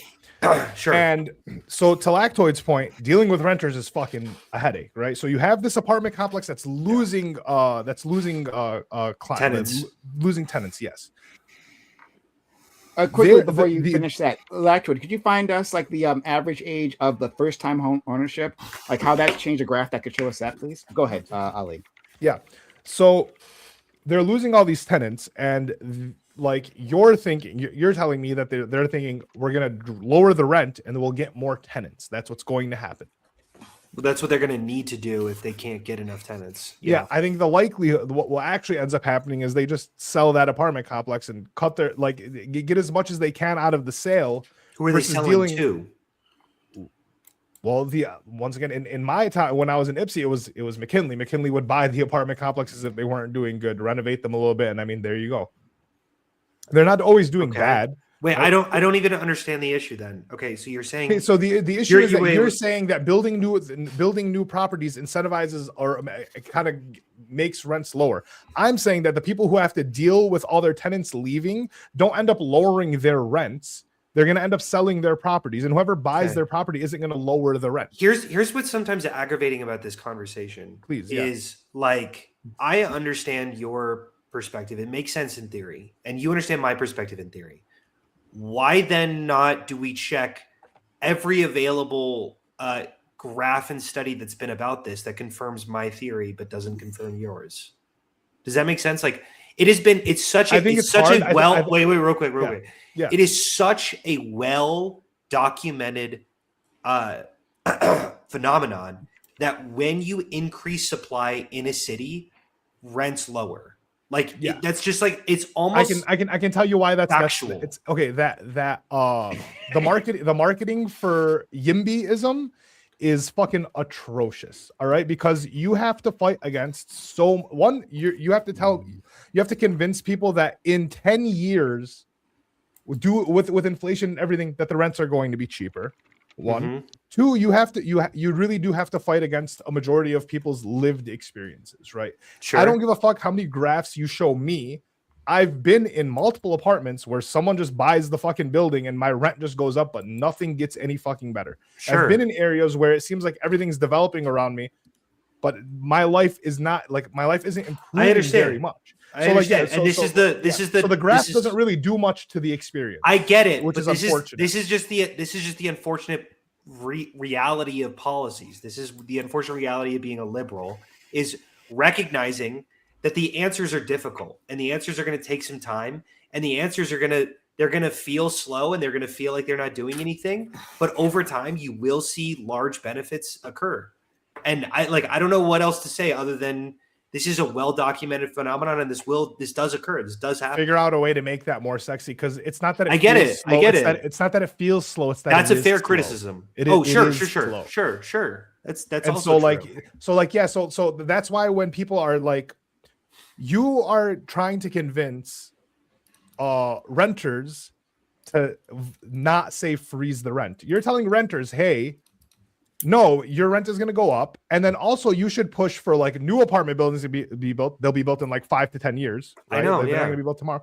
Yeah. Like you're never going to like, versus like telling them, hey, can you keep my rent what it is right fucking? Yeah. Simple wrong solutions are going to look better. And that's just the reality. We all agree that, do you agree that rent control is bad? Me? I mean, yes, in theory, but like as someone who like has rented, no. So like as a renter, right? I've been a renter. No, fuck you. I don't give a fuck what graph you show me and what you tell me. No, rent control is the best thing on earth because I can afford my rent. But what about someone who tries to move into New York City? John, our friend Ladtwit's gonna leave in a second. So I just want to say something. I also need to do something else. Yeah, we should probably. Yeah. Okay, well we can. Then we can, I guess, end it here. I'll give you guys all outros. And then you can say your whatever final things you want to say. Yeah, I'll add to it. So I think the graphs you shared were like pretty interesting here. Like especially the one graph that's because I'm not exactly sure what lessons to draw, and that just might be my own ignorance here. The one that you sent about percent homeowner with mortgage by age 25 to 34, and like the number of mortgages has dropped here. But like previously, like before the Great Recession, it was high. It was above 42%. Now it's dropped down to 35%. So less people are having mortgages, right? Now, that I think what that's supposed to tell me is that houses are more affordable, maybe, but it could also be that there's there is a drop in the number of people who are There's a second graph I sent you. This one is percent homeowners without mortgage, and that actually has been going up. Oh, so more people, mortgage, okay. Yeah, so more young people actually own their homes outright. Or more young homeowners do than in the past. That's actually been going up. So it's weird, right? So Fred, you can get lost in these graphs because Fred collects a lot of data and they put it all out for the public. It's great. And so, if you ever have like a whole bunch of free time, you can spend the whole day just going through all the different graphs and trying to make sense of them. They're very well done. I've looked at the methodology of some of them. They control for inflation. They, in fact, the median income one that I posted, we actually changed the way we measured inflation, but this graph accounts for that. And it uses the old CPI measurement for assuming that we didn't change the way we measure inflation, which is awesome, right? I love it when that they're keeping things consistent. So really good graphs. And I think when you look at them, I think that the biggest thing to notice really in a lot of them is depending on the graph, you can look at some graphs and you can say, look at this specific one, home ownership with mortgages going down a little bit, right? And you're like, yeah, but it's not really going down as much as you'd think, right? And then it's also still better than it was in the 80s and 70s and 60s, et cetera, right? And then if you want, you can also look at home ownership rates by older people too, and that's going down.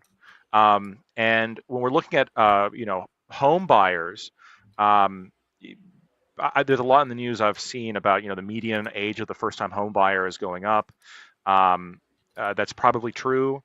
The median age of marriage has gone up considerably as well. That seems to be tracking. Most of the time, that's when people are thinking about buying a house, just as a consumer choice, is when they start having married and having a family.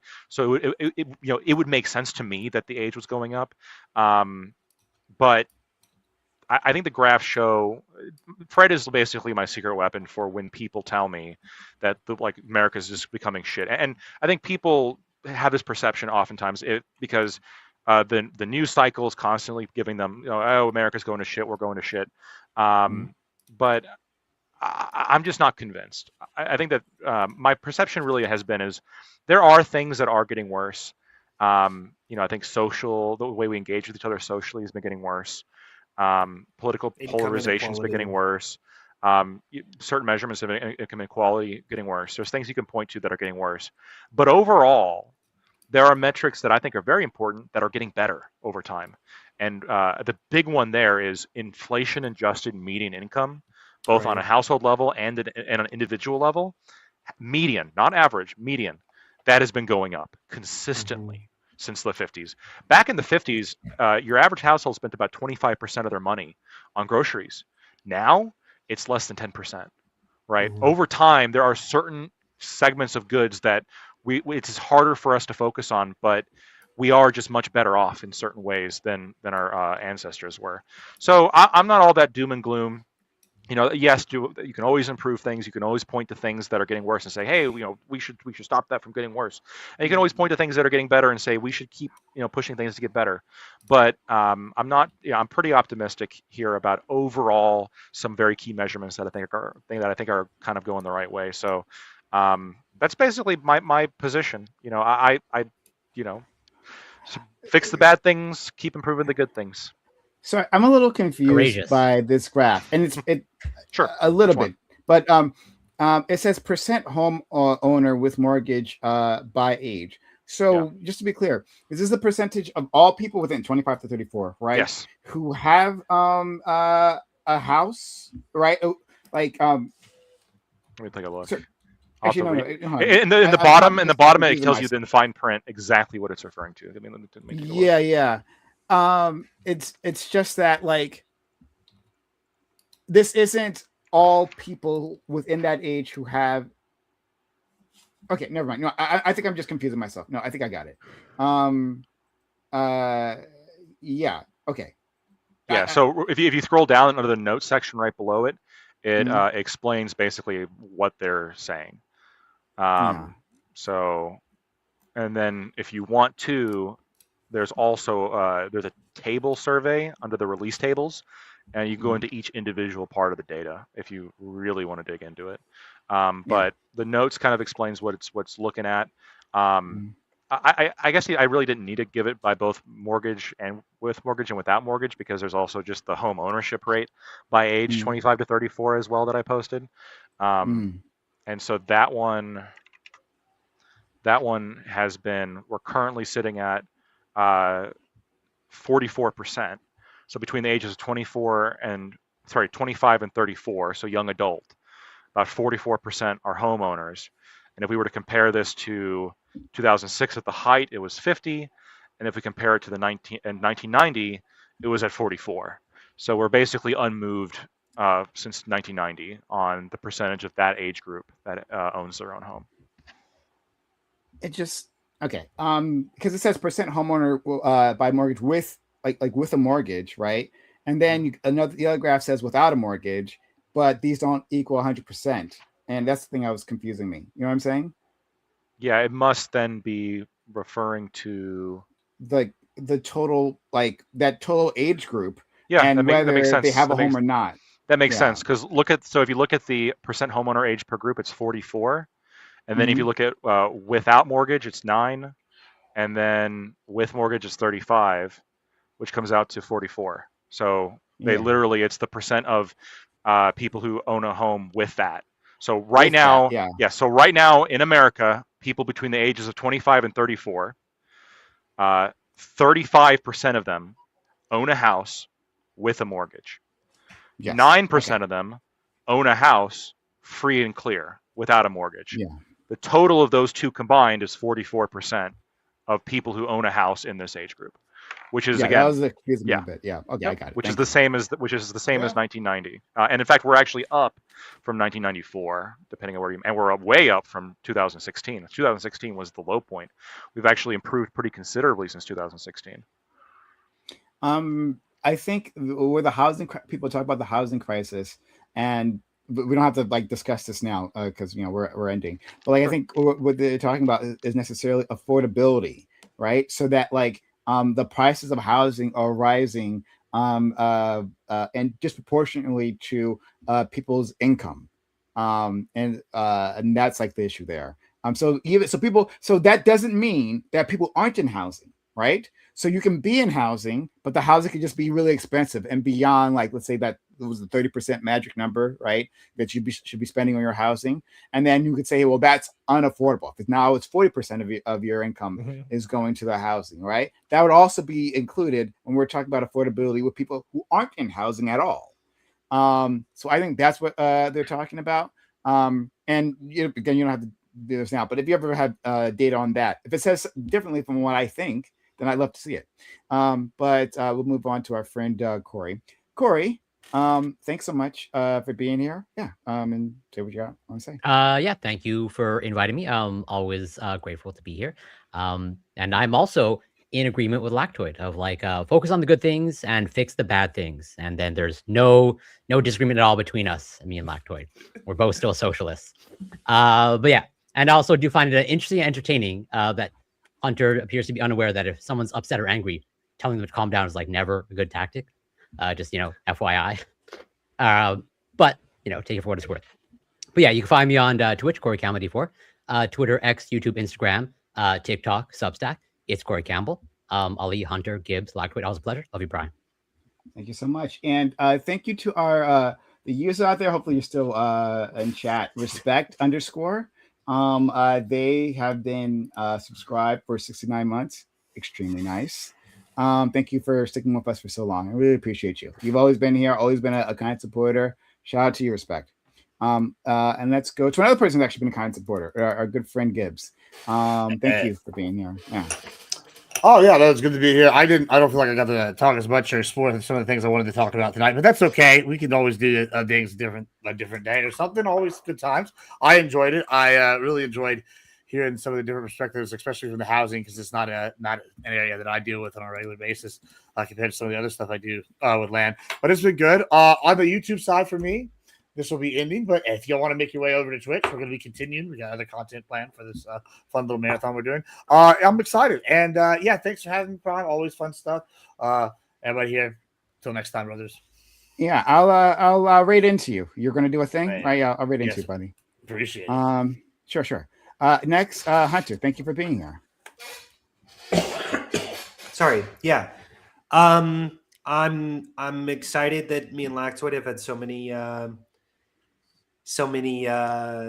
cooperations recently. I mean, it's not expected. It's Unholy expected. alliances. Unholy alliances. I just said I agree with Lactoid all the time. There's no golf between us. Hunter's agreed with Lactoid almost every panel, I feel like. Yeah, like all Over the the time. last- Weird that the liberal and the Trump voter. Who would have seen it coming? Who could have He's seen been with me right off the start this panel, too. Who could have if you saw that. predicted? I don't know. But go ahead, Sai. Okay. I just want to say rent control is largely bad. We talk about, hey, look, who cares? It's just going to feel good right now. What's going to happen right now is you're going to have unfurnished apartments where you're expected to furnish it. You're going to have an extremely higher amount of income that's required. You're going to have a lot more credit checks in the places that you're from. They're going to find some way to claw back that profit. And if they can't, they're going to disappear from the market, and then there's going to be way fewer people, and it's going to take months for you to actually find a place. There will be drawbacks from rent control, even if you don't feel them.